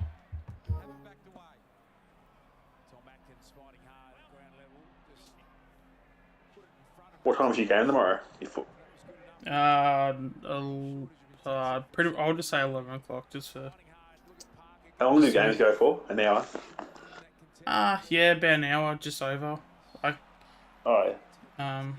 Yeah, I'd say an hour and a half. You pretty much be done. Okay.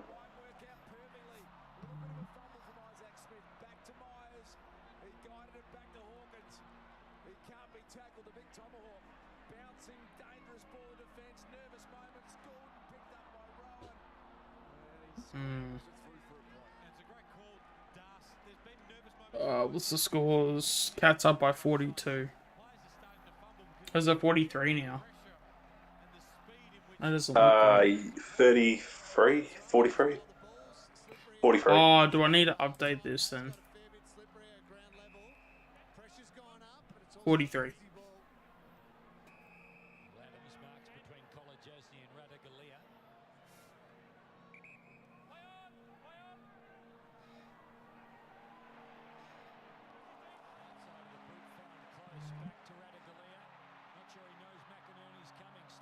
Jeez, Radical actually didn't do half bad there.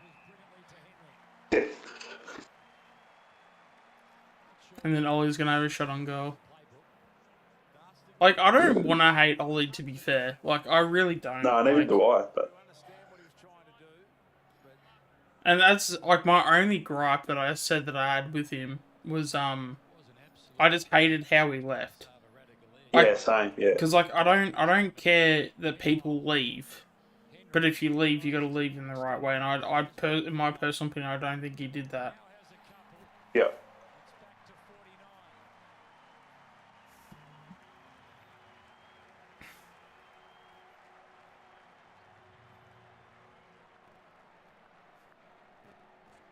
But no, Geelong have basically got the next version of Steve Johnson, basically, I reckon. Yeah.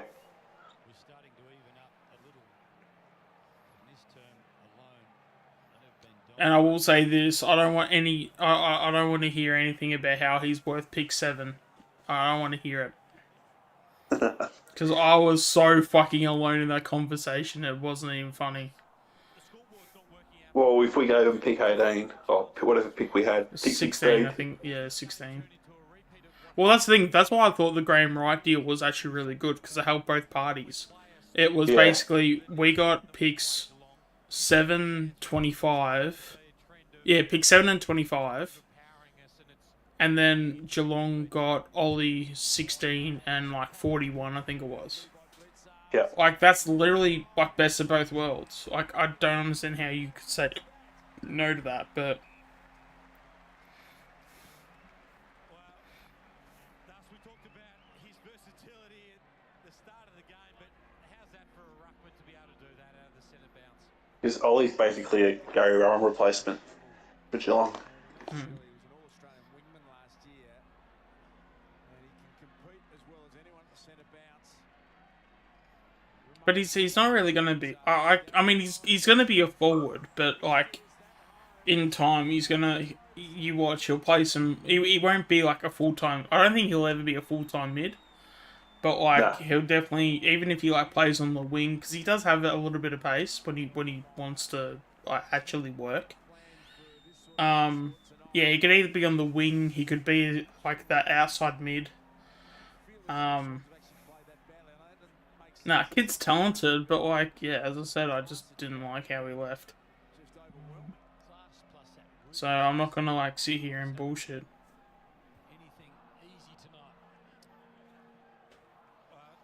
Scores from stoppages, 7 goals 3 to 1 goal 2 for Geelong, and when your ruckman can come out and lace you out from a centre bounce himself, it's a pretty handy string to add to a bow. John Longmire's thrown Callum Mills into the middle, guys. It leaves Nick Blakey on Tom Hawkins down the other end. Brilliant athleticism, Lingy, there from blitz halves. 9 inside 50s to 1 in this term. Hopefully this changes from a Swans perspective here. Inside 50 it goes, and Aaron Francis can have his first good look if he chooses to as a Swan. His beautiful kick of the footy, Aaron. He should go back and back himself in. Went 6 in the draft in 2015. Third Swan to debut this year.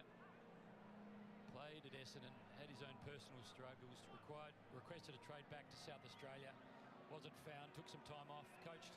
Oh yeah, I've completely forgot about Francis. Yeah, they play for Sydney. I mean, like, I know he, like, left and he went to Sydney, but I completely like, for a split second there, like, I completely forgot that all happened. Like, I knew it happened, but I forgot it happened, if that makes any sense. Yeah. I don't know if that does. It probably does. I've got the same view, like, yeah. You didn't hear about him going to Sydney, like... Oh, I definitely remember the deal going through and everything. But it's just one of those people where, like, if you don't, like, see them, you forget them pretty quickly. Yeah.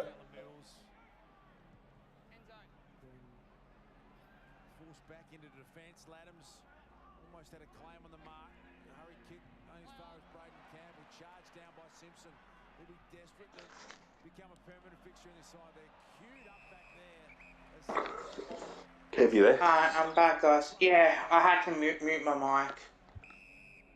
We heard Chris Scott say pre-game that, talking about favourite players, he said, I love what Asava Radicalea may be. He's starting to prove all his worth. Rowan sets himself. Massive fly, not quite. Smith to Guthrie to Atkins. Then down the line he goes with confidence. The last live stream should pass 50 views as well too, just letting you guys know. Yeah. So hopefully by the end of this stream we can get 50 here as well. Come back to you on Radicalea. Lingy is the Konings, the chosen one. And again, just the Cats outmarking the Swans with all the 50-50 balls. Cameron this time. Dominating. That's normal. For his fourth.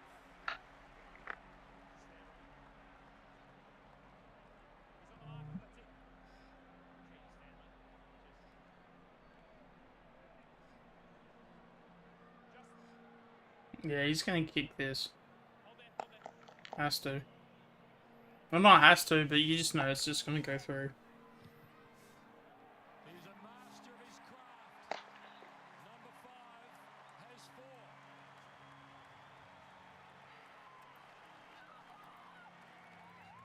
Are you guys watching my stream currently at the moment? Yeah. Kev, are you?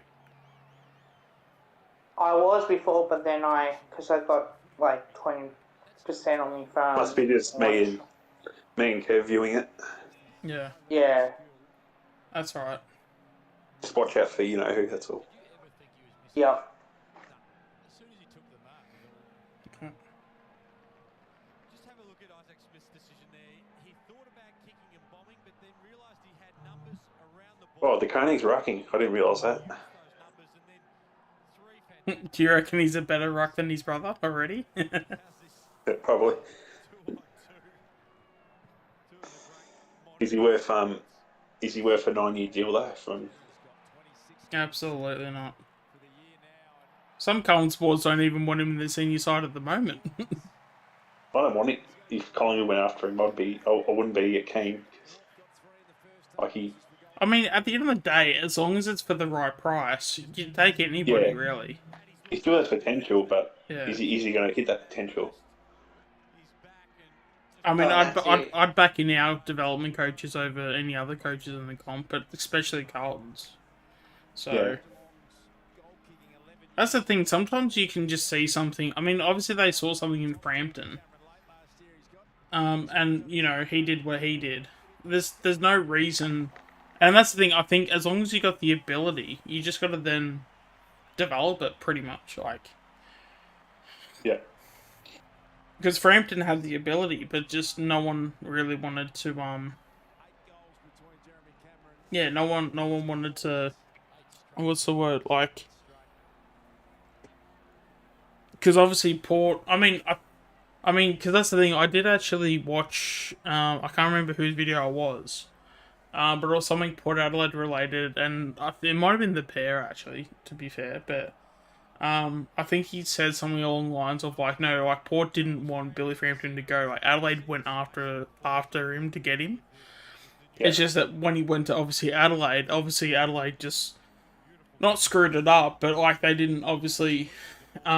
he didn't become the player that Adelaide wanted him to be, and obviously I have my own theories with that, as you guys well know, but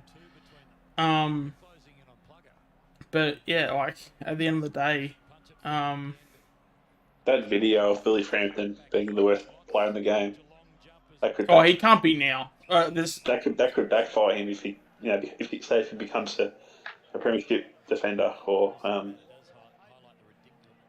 he's playing. He's in good form you or- can't say. I mean, it depends on, like, the context you're using, because, like, if it's players that, like, that are in the league and that should be getting games but aren't, last year you probably, like, you could have a good case for it. But Yeah. but that's what I was saying the whole entire time in the off season.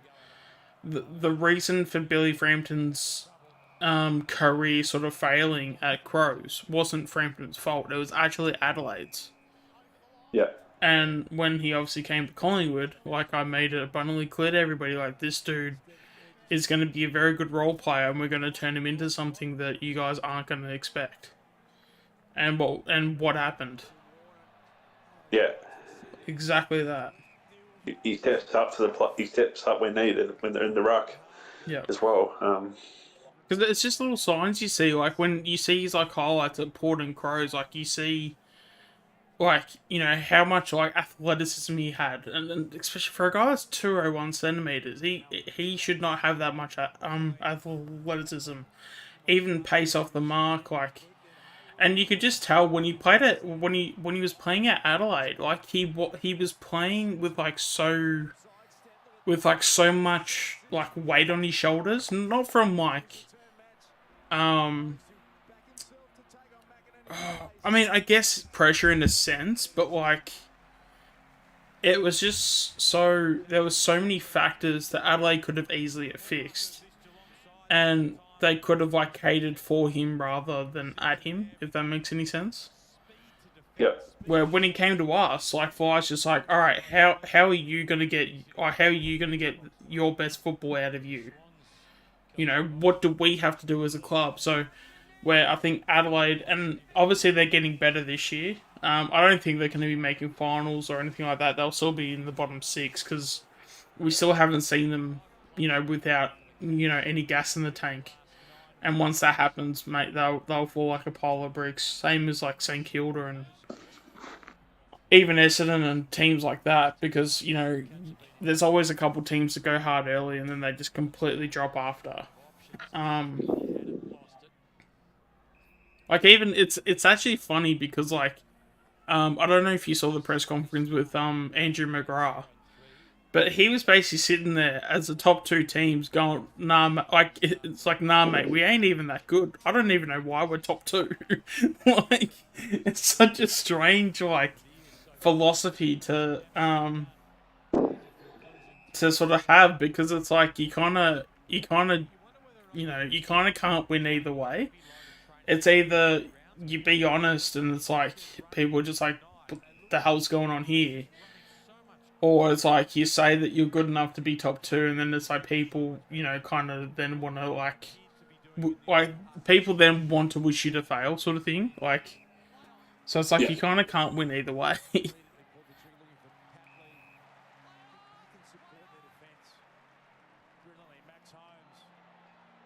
But that's the thing. If you'd spoken, if you'd heard Andrew McGrath like speaking, and you didn't know where they were in the ladder, you'd think that they would be a bottom 16. You know what I mean? Like, yeah. But not only are they not a bottom 16, they're a top 2. But yeah, I mean, they are a young list, and as I said, they are probably gonna flop in the second half. So it's just a matter of what happens.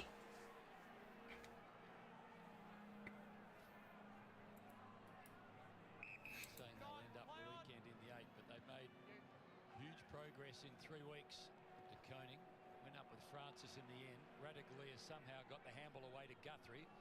Guthrie to Smith. Smith to ground. McConnor, clean pick up, back to Guthrie. Now a chance. Dangerfield had it knocked away by Rowbottom. Florent wants Lloyd to somehow find a miraculous handball, but the tackle was too swift. If you're a Geelong fan, you've got Reece Stanley, Jed Hughes, Jack Henry, Tyson Stengel, who for mine are all back into that side, so the depth of talent is enormous down here at Geelong. Had a Bruin Young, really talented midfielder from GWS, spending a bit of time in the VFL. Oh, Jesus. Simpson beating it. There's a big crunching tackle on Simpson.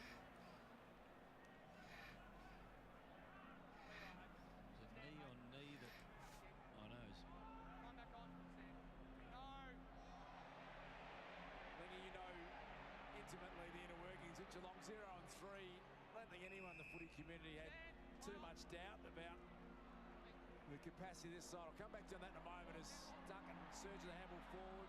Smith got past Parker. Oh, big collision coming up. Duncan has taken the body and head of Robbie Fox. And Joe, we know these are the talking points of 2023. Oh, Jesus. He cleaned him up real good. There wasn't a lot of malice in that at all. That was Mitch Duncan going after the footy, but what do you make of that? In today's footy, I reckon he might get suspended for that, even though that should be nowhere near a suspension. Nah. It might get looked at, but surely you won't get that. It won't go further. But today, there was a player. He had eyes for the footy when. Yeah. But in today's footy, though, you can't confirm it, though. Like, you can't. I think it was Brayshaw that got off today. I had no case to answer. Yeah, he got off. Yeah. I don't think he copped head, though, so he might be okay from that position. But no, if he did that and he copped head, he'd be gone. Especially with that force, he would have been knocked out, like, without a shadow of a doubt.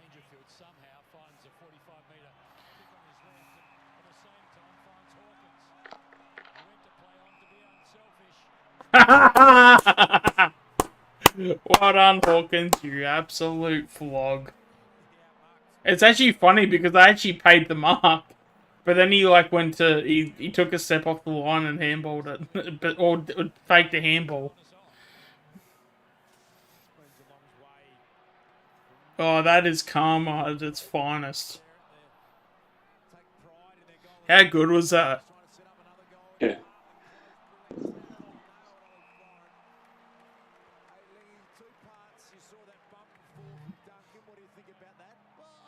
Taking as close a look as I possibly can. I'm not sure there was head-high contact. I question whether or not he's responsible for the head hitting the ground or not, which I don't think a player has to be in that situation. Well, he didn't grab the guy, so no, I don't think he should be responsible if the head hits the ground there. You can make a case if you're in a tackle, sure, because you're grabbing their arm, so, you know, you shouldn't have to just dump him into the ground, but he didn't even grab him at all.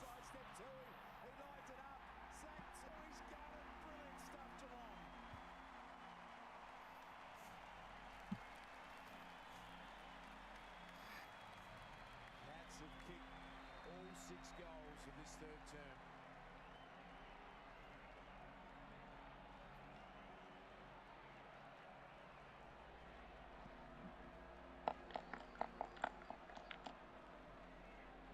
This could be 100 points. Yeah, but I think it could. Yeah, what's it now? 73, yeah.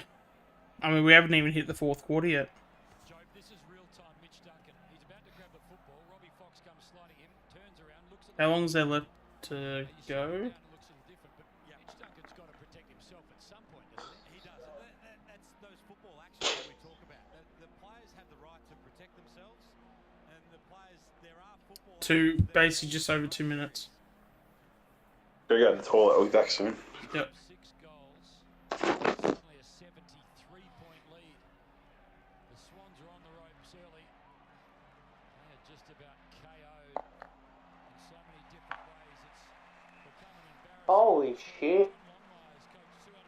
They're going to have another shot on goal. 73 points the difference, so this will put it up to 79. An area that he's not used to being in, and he's not had. So next quarter, if they keep if it's 4 goals to nothing, they'll win by over 100. 6-2 to no score at all, Job, in this term.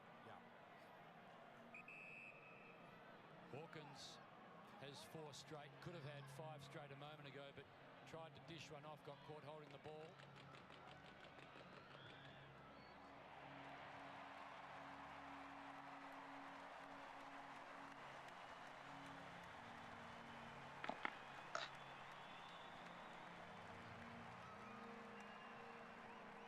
Yeah, so they need 4 more goals to get it to 100 points. I'll tell you what, it's going to affect their percentage. Yep, when they win by 100 points, you would think it would, Kev. You would think it would. I say last quarter. What's that? The last quarter, they'll get the 100 points. Margin. That's my prediction. Is that your bold call, is it, Kev? Yep. I say 15 minutes in the last quarter. 15 minutes into the last quarter, I'll say. What, so you reckon they'll have at least 10 minutes left to play? Well, they'll get in the first 15 minutes, and then that's when they'll put the foot down and Sydney won't score a goal in the last quarter.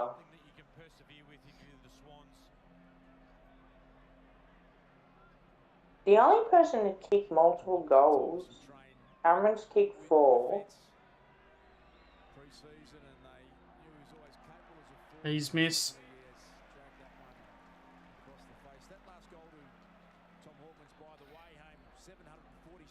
And Hawkins has kicked 5-4. That's dominant. Been a big run for a long time, hasn't it? As we keep alluding to, at the moment, no signs of slowing down. 7-2 to the 1 minus score in this term. Came in at half-time trailing by 35. 78 the margin now. Lloyd. Look at this. 4 cats pursuing Warner and then 1 waiting for him. Pose, McDonald, Radaglia plays the role of goalkeeper. That speed to outnumber Hammer, it's just, if you freeze the frame of stop it at any point. Alright, we're gonna finish the third quarter pretty much now. Yep.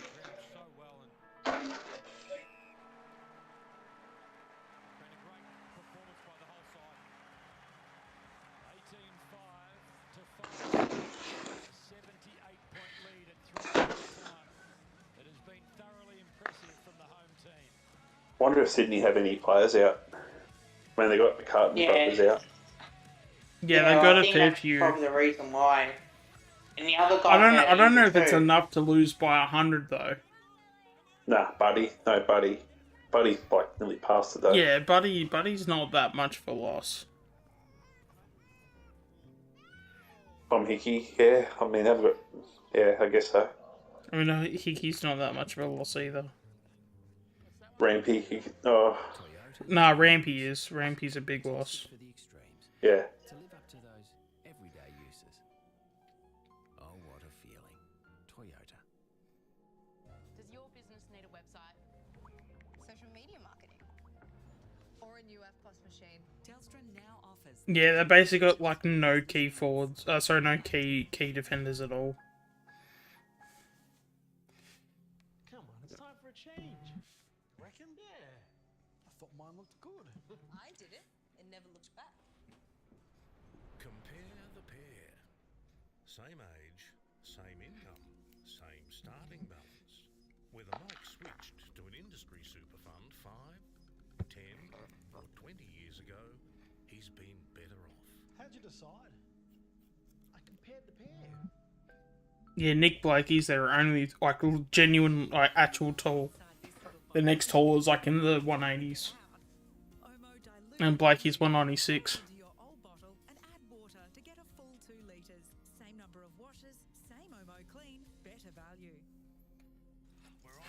I mean their forward line's okay, but when your defense is that bad, like I mean that Francis. You got Francis forward, and he's a key defender. Like you gotta put him in defence. To be fair. How tall is he though? I mean, you got Harry Cunningham in the back pocket. Like he should be somewhere on like a wing Robbie or Fox is one. half forward. They haven't got a key defender like Nick Blakey. Blakey's 196. Yeah. I think their tallest is probably Fox, and he's 185. I think. Blakey and Francis, but Francis is playing forward.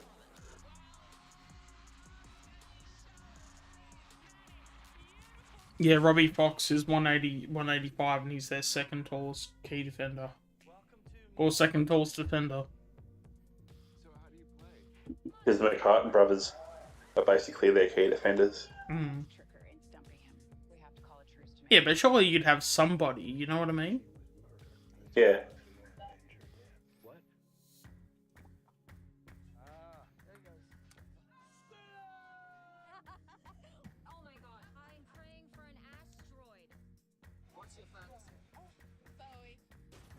Oh, Geelong kicked 7 goals in that third quarter.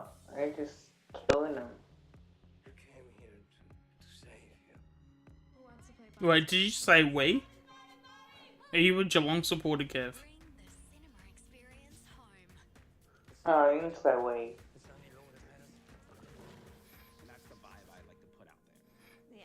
I'm pretty sure you said we, Kev.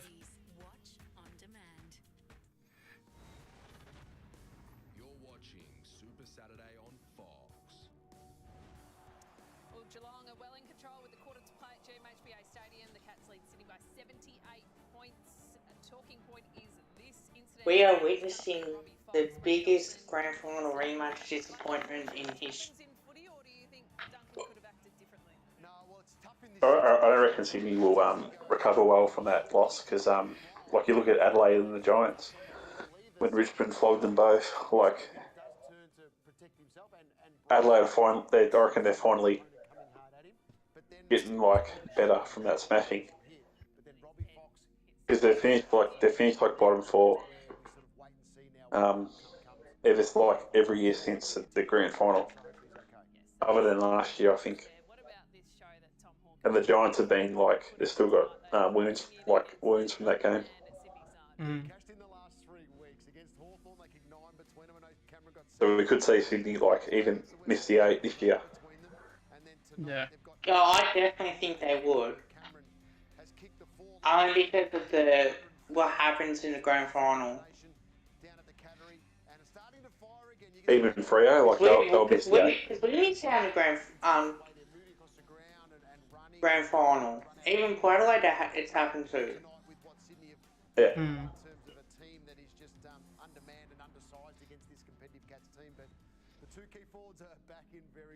Jeremy Cameron, one of the fittest blokes in the competition, mate. The way he runs and then gets back and finishes off his work and his class and skills. It's underrated how fit he is because you're right. The amount of work that he's done in the early part of this season to protect defence as well as then get back and score. This guy's on the road to 100 goals, yet he's still playing in the back half for parts of quarters, trying to assist when the Cats are under the pump. He's just been a star.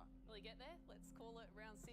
Oh, I'm not going to call it yet, but he's on the road and it's great. He's averaging 4 a week. Will that continue? Yeah, Against the good definitely. Sides, tough, but he's cashing in when he needs to get us all talking, which excites us. Hey, what do you want to see from Sydney in this final term? They tried to use the ball a little bit quicker at the start of that third quarter. Look, it didn't work out collectively at the end. When's the VFL on for? 12 o'clock. They tried something different in trying to move the ball forward. The VFL, yeah. They're not getting their numbers. What's this? The amount of disposals around the midfield, but they have to win this quarter, at least break even as a group. I think that's all they can ask. Finish on a right note. Here we go, the final term from GMHBA Stadium. Term underway. They've got to leave number 10.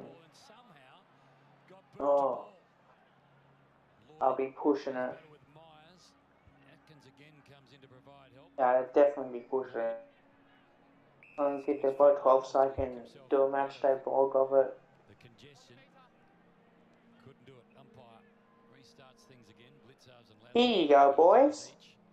Dangerfield and Parker, 2 of the games. Casey versus Richmond at Casey Fields at 1:35. Then you got Gold Coast versus North Melbourne reserves. Obviously, we're playing Essendon.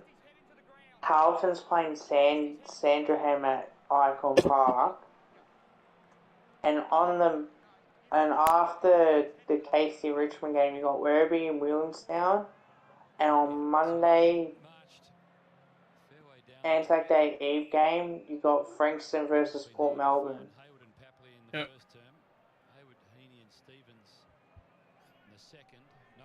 So Footscray got beaten. Brisbane smacked the Giants. Reserves. Box Hill beat Coburg. Anyone can beat them. They got Northern Bullens versus Sydney. Well, that's interesting.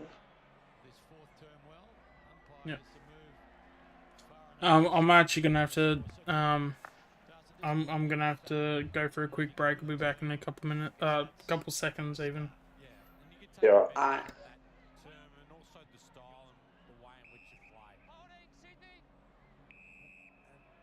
you said earlier, it is just rare territory for Sydney sides to get beaten by big margins. John Longmire not used to this scenario at all.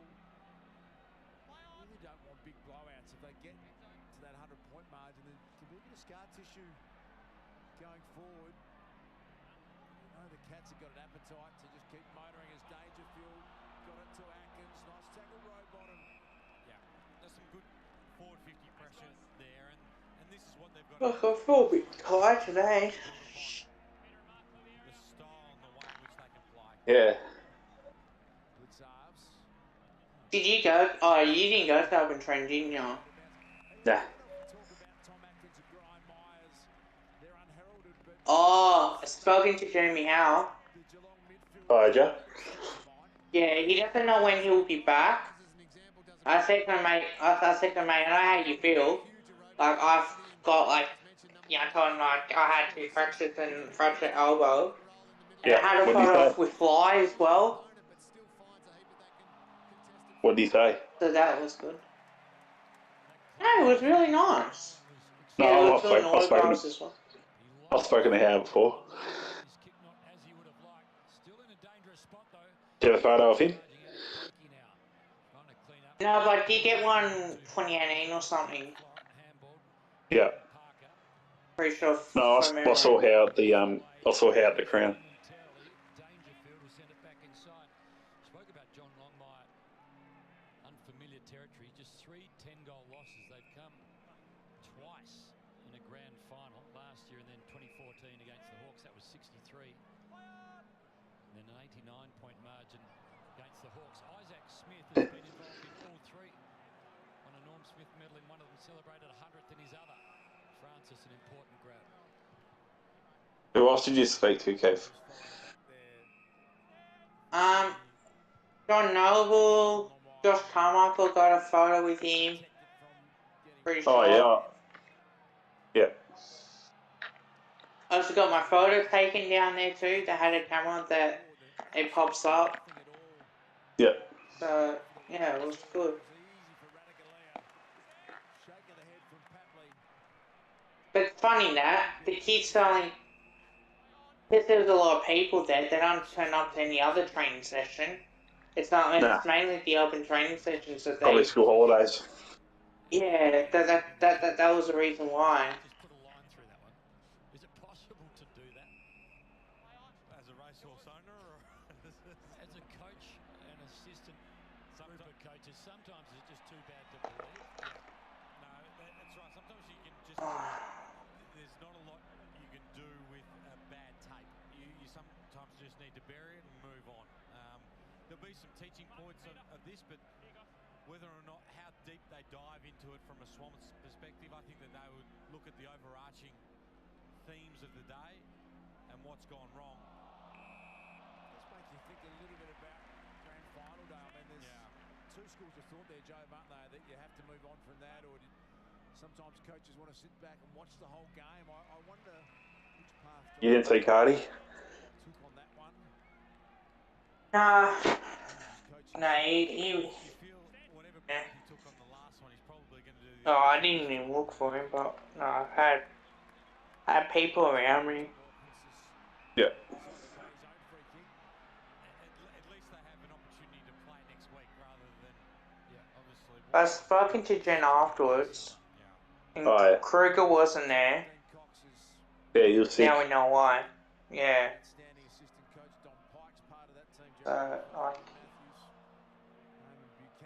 assembled some real quality around John Longmire, so I'm sure there'll be some thought process around how they digest this. Come in under man, that's a really uncharacteristic turnover through the middle of the ground. Holmes accepted that with ease. If you're dissecting from a Swans perspective of where you feel like it went wrong, you could go back and show the tape of the first quarter and the speed of the Geelong to come and close space outnumber and put defensive pressure on. That was the first indicator up in the stands and watching of the differential between the two sides. The former Swan has won 3 for the night. Just joined us, Tommy Hawkins has 5 straight, Jeremy Cameron 4 straight. Zach Tui's got in on the action, so too Paddy Dangerfield. Henry has a couple, Sam Simpson has a couple. 1-4 for Gary Rowan. 1 for Close and 1 for Blitzars. 4 of the 6 behind. How'd you go? We won by a lot. I kicked 1-4.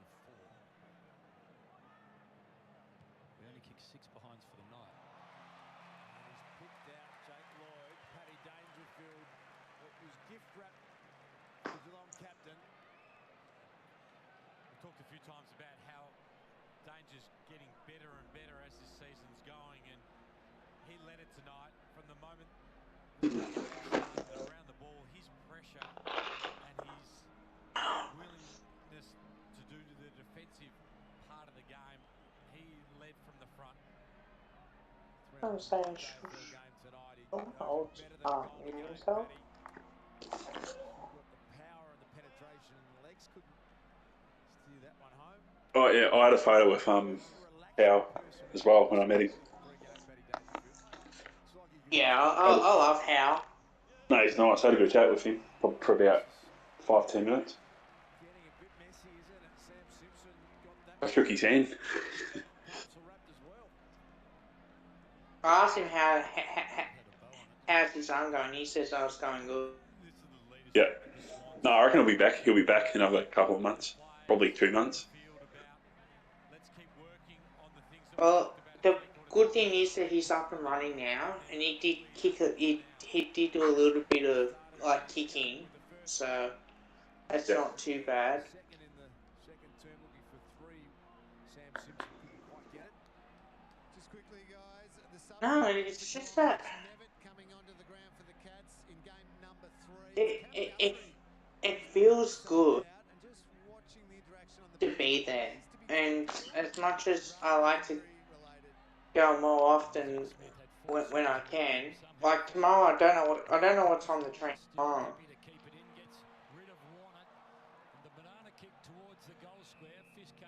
But yeah, definitely. You got? Did you get tickets to the game? Yeah, I'll be going.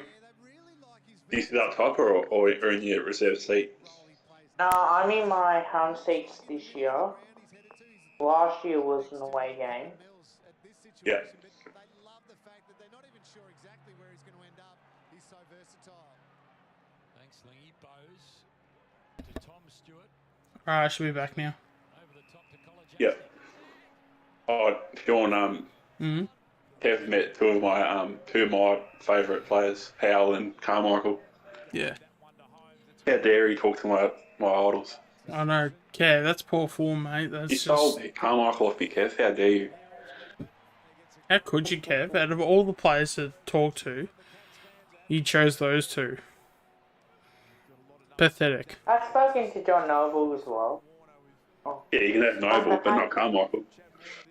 Oh, that's right. No, I'll have to send it to you.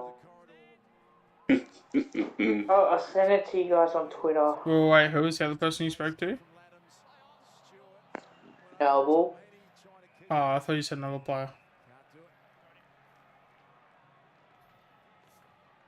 Actually, you shouldn't even be speaking to Noble also, because that's Jen's player. Yeah, and don't talk to Bo, because that's Sean's player. Don't you dare talk to Bo, Kev. Don't you dare. Carmichael and Howe, they're taken. Yep. Dodge. Jen will deal with it. Deal with me when she needs to. I'll never forget meeting now. Fuck. Yeah, he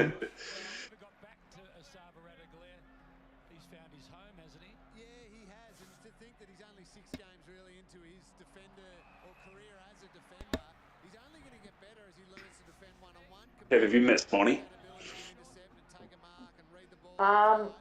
He's only going to be able to get better and better using. No, but I have met Daisy Thomas, Pendles. I've met Swanee and Ben Johnson. Ben Johnson was one I've spoken to and I had a photo with. Yeah, Chris same. Tarrant and Darren Jolie's another one.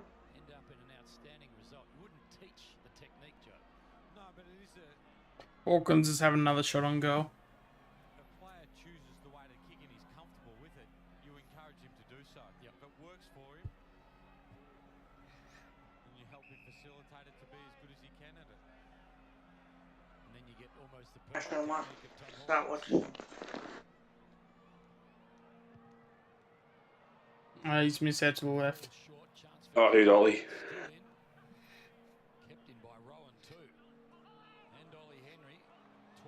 Geez, that's a bit stiff.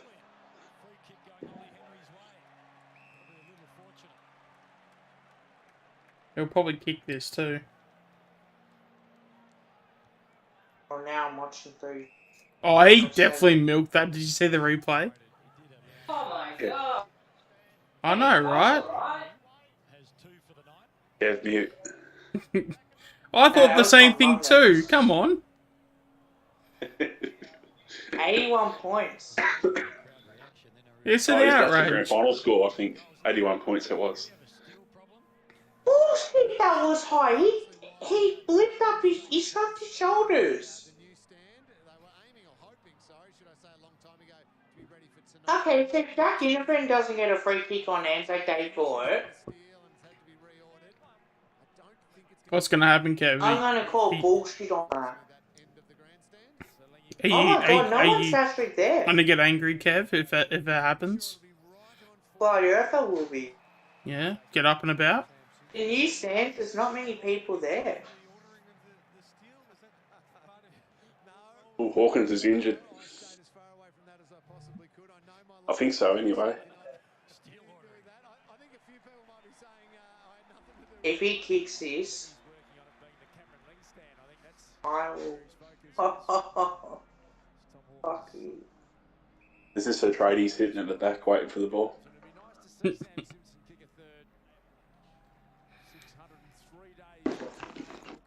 Biggest fucking wanker.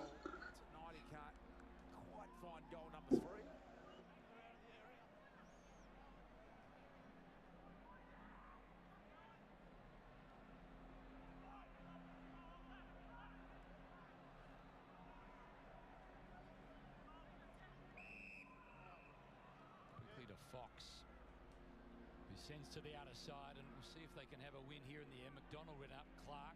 I don't know, what do you guys want more for...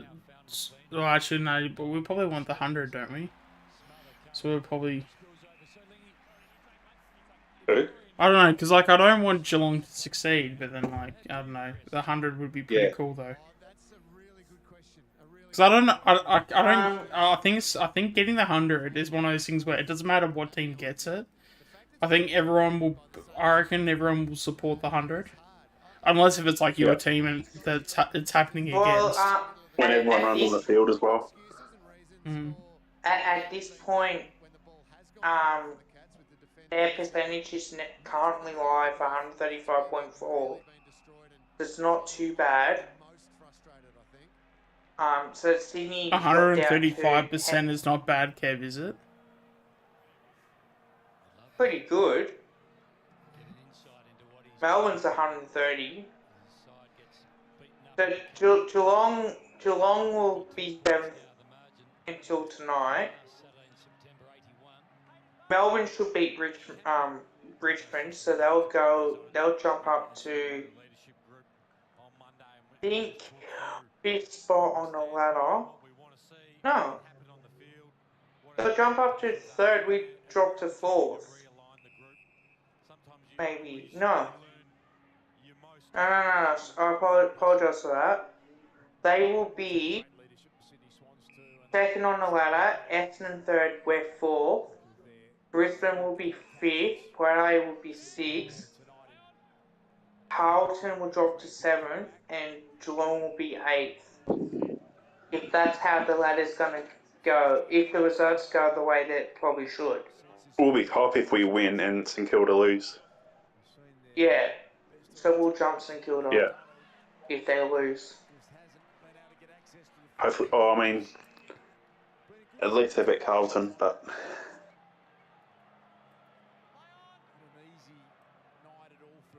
I think they'll beat Carlton anyway. I just think Ross Lyon's defensive game plan. At least, like if we win and Carlton win as well, we go top. Yeah.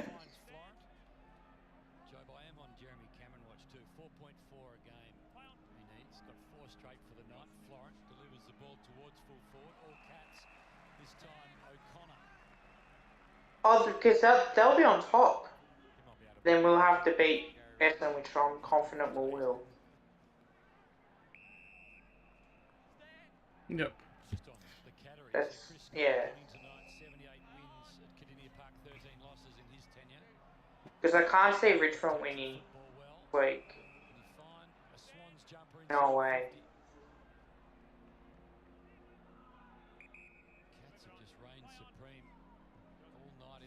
Looks like they're not going to get the 100 now. Yeah.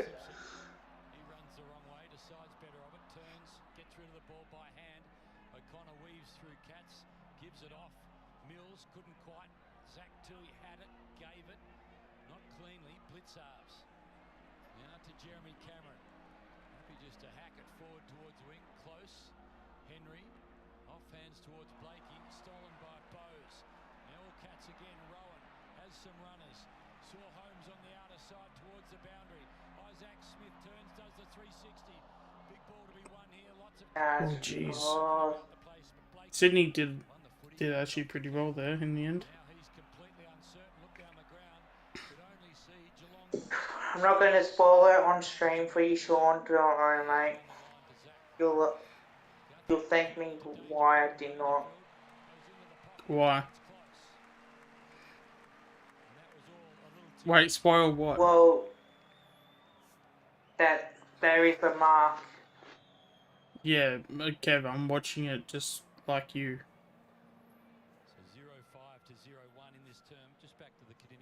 That's why I'm streaming it. 28 of them 50 plus, 12 of them 80 plus. 82 before Brad Close's kick. More pain for the Alright, 2 more. So what, 2 goals in 4 minutes? Doable. When the game is this dead, it's not really actually.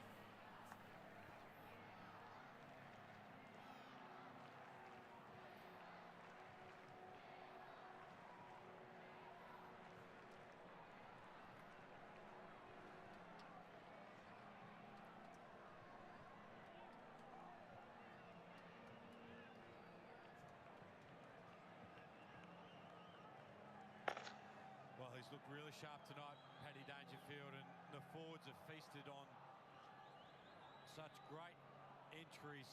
And being I just realised something too. What's that?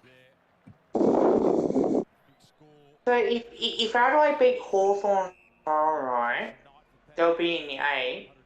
60 metres gain for the Geelong captain. And that would mean, because their percentage was on 118, they can jump into a 4th spot. Compete well on the ruck. Another string that he's got to his game is If Adelaide beat Hawthorn, Yeah. they'll go. No, oh, hang on. Yeah, they'll be above Brisbane, or maybe above us, because if they win by, say, 4 or 5 goals, they'll go third.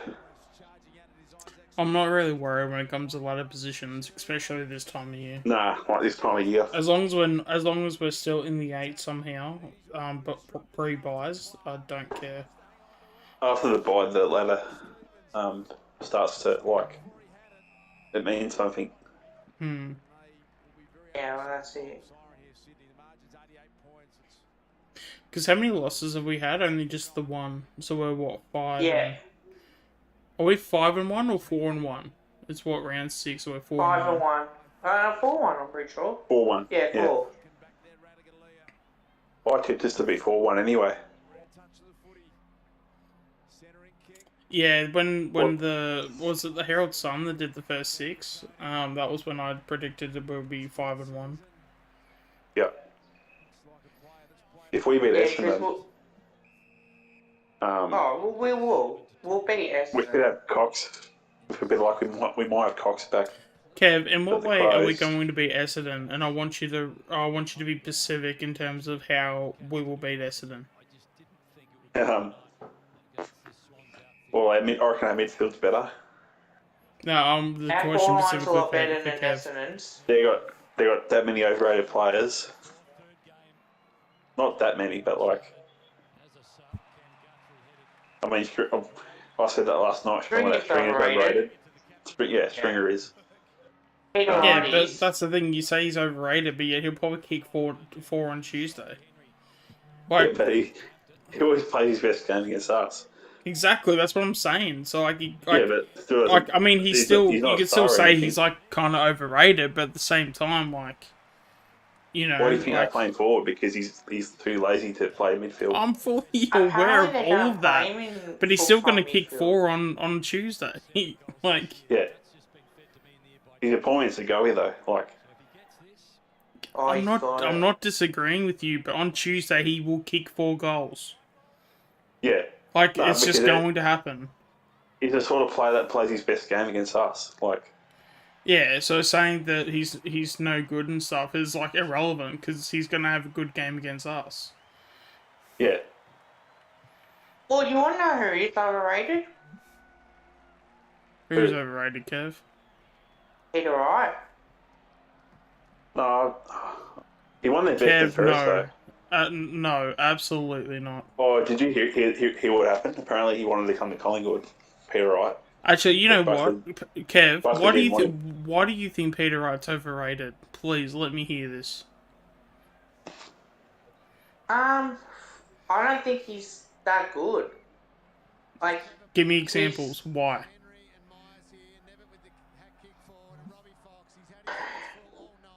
He doesn't dominate our forward. He's definitely not a ruckman. I don't know. Well, wait. So are you gonna tell me if we traded Mason Cox for Peter Wright, would you take the deal? Would you decline that deal?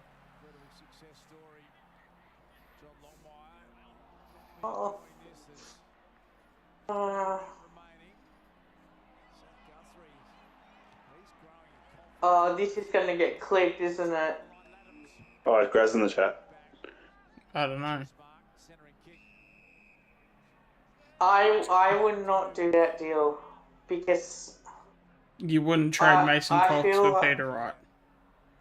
No, I wouldn't. Because Peter Wright. Yeah, did you know what Essendon got for him? Essendon gave away a future third round pick for Peter Wright.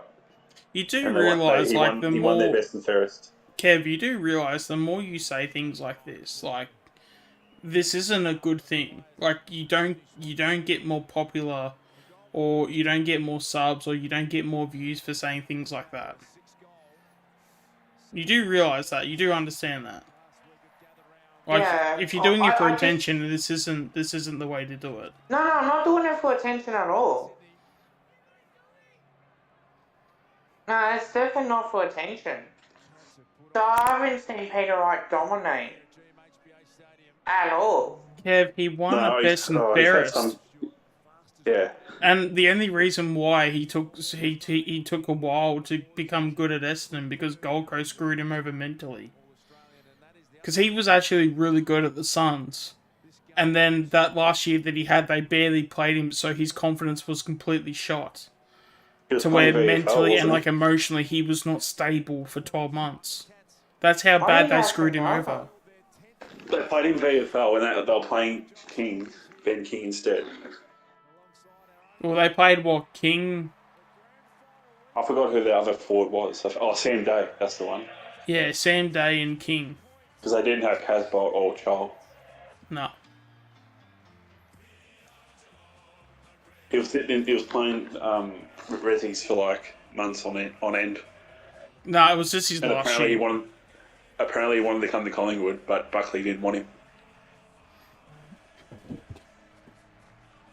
And this is why I know you're biased, Kev, because if Peter Wright ever stepped foot inside of the Collingwood club, you would never have named him overrated, or you never claimed he was overrated. Facts. I just don't see much of him playing well. Unless it is a game like. Kev, he won a best and fairest. Essendon got him for a 3rd round pick, and he won their best and fairest in his 2nd year after they got him. How is he overrated?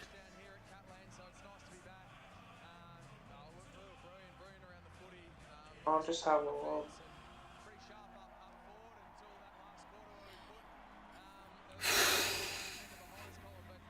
So, are you just like confirming that like you would take Mason Cox over like the majority of the players in the AFL? No. I would take Jeremy Cameron over Mason Cox any day. Oh well, at least you got that one right.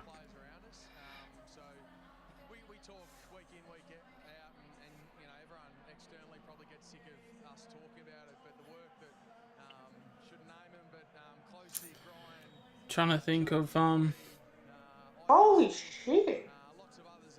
Actually, no. I want you to answer this. Would you if we put Mason Cox up for a trade, and so basically if we traded Mason Cox to Essendon and we got Sam Draper, would you take that trade? Yes. Why? Because Draper does more than he can actually push forward and kick goals. I mean, you do realise Cox is like 32 and pretty much on his last legs. You do understand that, right? Like. Yeah, I do understand that, but I would do the deal. But then you wouldn't take Peter Wright over him. Or if we want to go after the original statement, you wouldn't do Kerno and Mackay and 2 first-round picks if all we had to do was trade. I would rather take Kerno over Mackay. You didn't let me finish. If we traded Cox for Kerno and Mackay and 2 first-round picks, would you do it? Yes or no? No, I wouldn't, because I don't think Cox is a first-round pick. I don't think. How does that even make sense? If Cox isn't worth a first-round pick, yet you're getting 2 first-round picks, and then McKay and also Kerno, how is that not worth it? Please, explain this equation to me, because I don't understand this.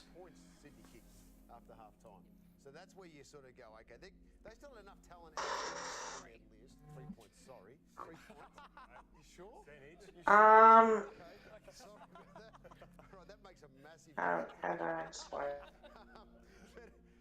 I don't think. Maybe Collingwood would do that deal, but I don't know if Carlton would. But that's not what the question was, Kev. If you were the list manager and you had the opportunity to get McKay and Kerno and 2 first-round picks, and all they said was, all we want is Mason Cox and you can have all 4 of those things, you don't say yes to that. That's what you're telling me.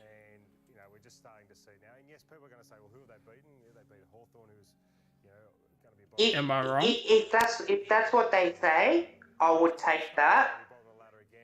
But having said that too, I don't think any other club would do that deal. But that's the that's literally within the question, Kev. It's not about, oh, is it going to happen or not? It's a hypothetical question. Hypothetical? Thinking about it now, I would do it. Because then you can get... Because if you got 2 first-round picks, that could be between, isn't it 15 to 20? But I mean, let me put it to you like this. When it comes to someone like a Nick Dacos, I can probably understand something like that. Because if a club comes to Collingwood and go, hey, we want Nick Dacos and we'll give you 6 first-round picks, and then it's up to us to say yes or no, I would then say no. Not necessarily because those 6 first-round picks are not to the equivalent of Nick Dacos, but because of the specific reasons of having Nick Dacos, it's more than just football that you're saying no to that deal. There's like morals, there's the father-son connection, there's so many things at play there where you don't take that deal. But in saying that, like, you know, when it comes to Mason Cox, like, and then on top of it with the Nick Dacos talent on top of it as well. But then when it comes to basically Mason Cox, who has at the most 2 years left in the game, at the absolute most, and in fact he probably won't even be. I mean, he may not even be on the actual list next year.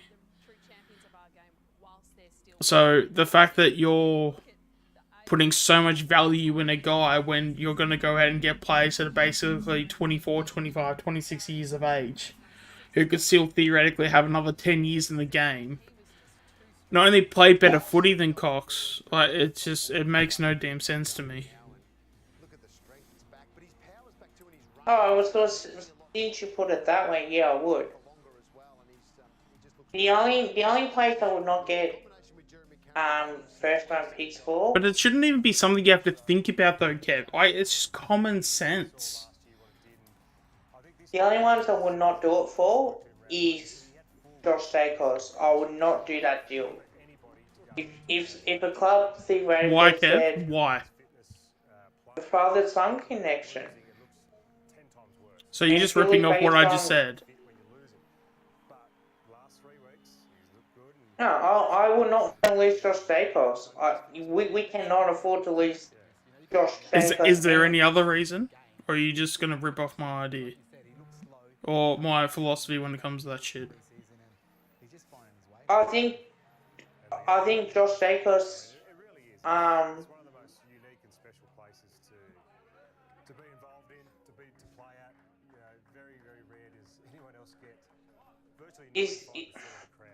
Also as well, just keep in mind, Peter Wright's 26. He's 26 years old, Kev. And you wouldn't trade Mason Cox for Peter Wright. Charlie Kerno would. So you're still confirming that you wouldn't trade Mason Cox for Peter Wright? You'd be happy if you're a Cats fan down at GMHBA Stadium tonight, seeing the 2022 flag. No, I wouldn't. Because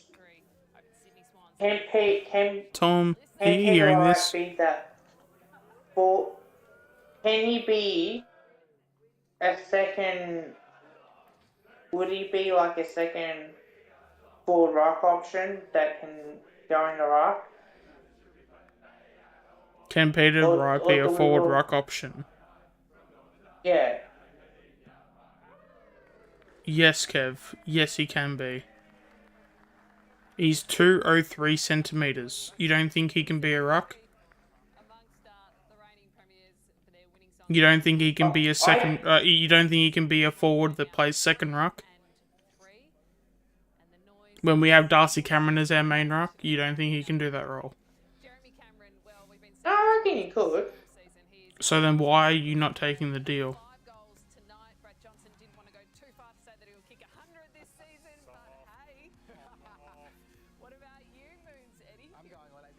Consistency? Consistency. He won Essendon's best and fairest. What more does he have to do to show consistency? Oh, is it Lane Gold? How many goals did he kick last year? Kev, he won their best and fairest. Oh, he kicked 53 goals. Oh, Yeah, case, by I'll winning take that. the best and fairest, Kev. Actually, I would take that.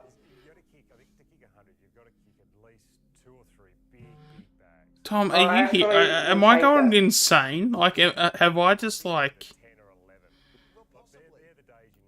I mean, I know I'm not high or anything like that, but fucking hell, it seems like I am with all this delusion that's about at the moment. If they keep forward ways, I'll take Wright in a heartbeat.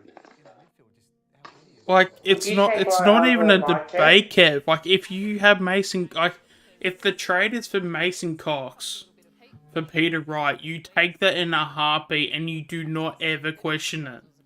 You take that deal and you goddamn run out of the building before they change their mind. Would you take over my check? What's that? Would you take Wright over my check? Yep. Then who would you have it? He's a player we don't have. What key forward do we have that is over 2 meters do tall? we try and go after Ben or should we go after Wright? He's not going to leave Essendon now. The ship, like, in terms of a realistic setting, the ship has sailed. That's why Buckley fucked up. So Peter Wright's not going to ever be on the board anymore, and he's probably going to play Richmond. He's probably going to play for Essendon for the rest of his career now. When does he have a contract? Kev, he signed like a 5-year contract last year. He's not going anywhere. Oh god. But could we entice him? Kev. Come to us. Let me find it, because I swear he signed a 5-year deal last year.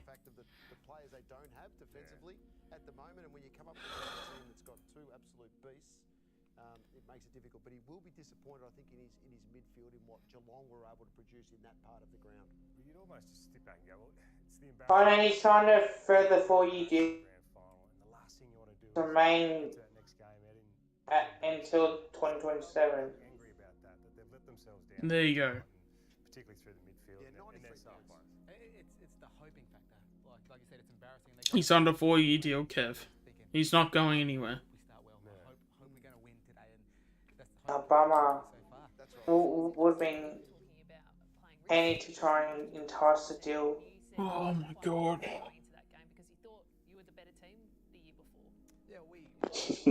Well, would you go after Ben King?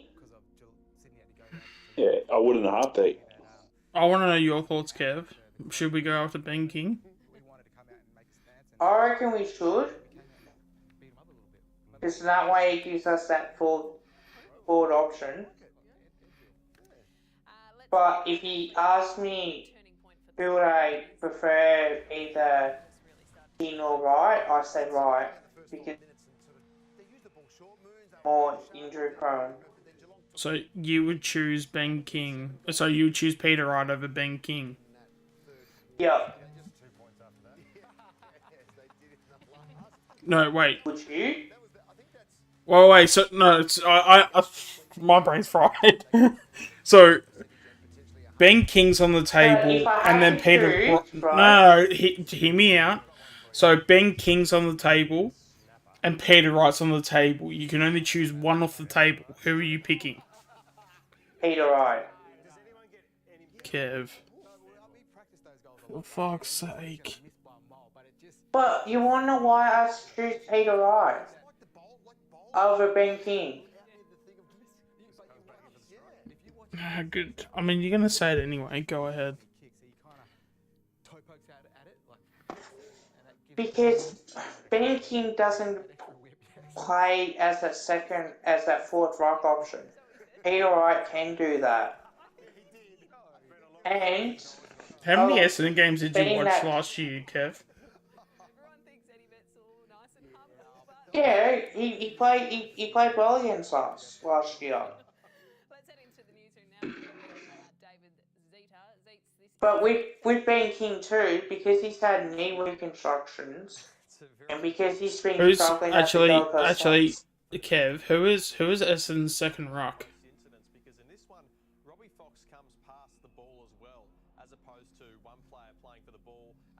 Currently Phillips, isn't it? So why are you saying that Wright has to do the job?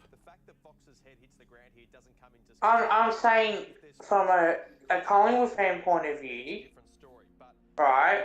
If two people, Wright or Ben King, I choose Wright because he can play that forward ruck option. With Ben King, unfortunately with him, apart from there's still doubts over him, I don't think that he can, if we need to get him into the game, I don't think he can play as that forward ruck option. Then the threshold for a one-match ban would be careless conduct with medium impact and high contact. But whether it actually is careless conduct and whether it's reasonable in the circumstances, that's the key question here, and what I'm keen to get your thoughts on, guys. I mean, just to let you guys know, I mean, we're still streaming as well. Like, this has all been...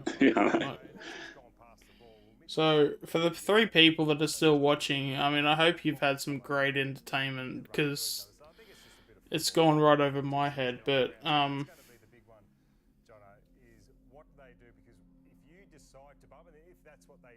so, I mean, because all I've heard in the last, 5 minutes is that you would take Peter Wright over Ben King.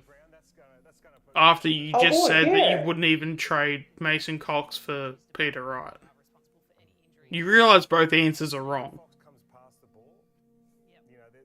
Like, it's not even close to, the... Well, Collingwood will do that deal in a heartbeat. Do which deal? And that's where I think Zeeks has nailed it in his explanation, and he has obviously throughout the entire season, because we've spoken a lot about the tribunal and what could be... Which deal would Peter they do? Wright over Mason Cox. And I'm sure as hell they'll do Harry Mackay and... But you're only saying that because of what I've been saying to you. If I'm not implying how much of a stupid thing that you've just said, you wouldn't have changed your stance. Am I wrong? Well, it makes sense to what you said. But it's basic common knowledge. Like, it's shit you don't even have to think about. That's why, I'll be back. Yeah, well, I'm gonna end this stream anyway, but... I mean, some of this stuff, it's really just basic knowledge, like... okay, alright. That ended well. Hey? That ended well. Anyway, actually, I'll mute the... actually, I'll just take it off, actually, to be honest. Alright, that'll be it for the stream, guys. Hopefully you guys have enjoyed the content, and we'll finish off here. Probably won't be streaming any Sunday games, but we'll definitely get stuck into Tuesday. Is there a game on Monday? Do we know? Yeah, Monday night. Okay, we might stream the Monday game. We'll have to wait and see. And yeah, make sure to check out for AFL content and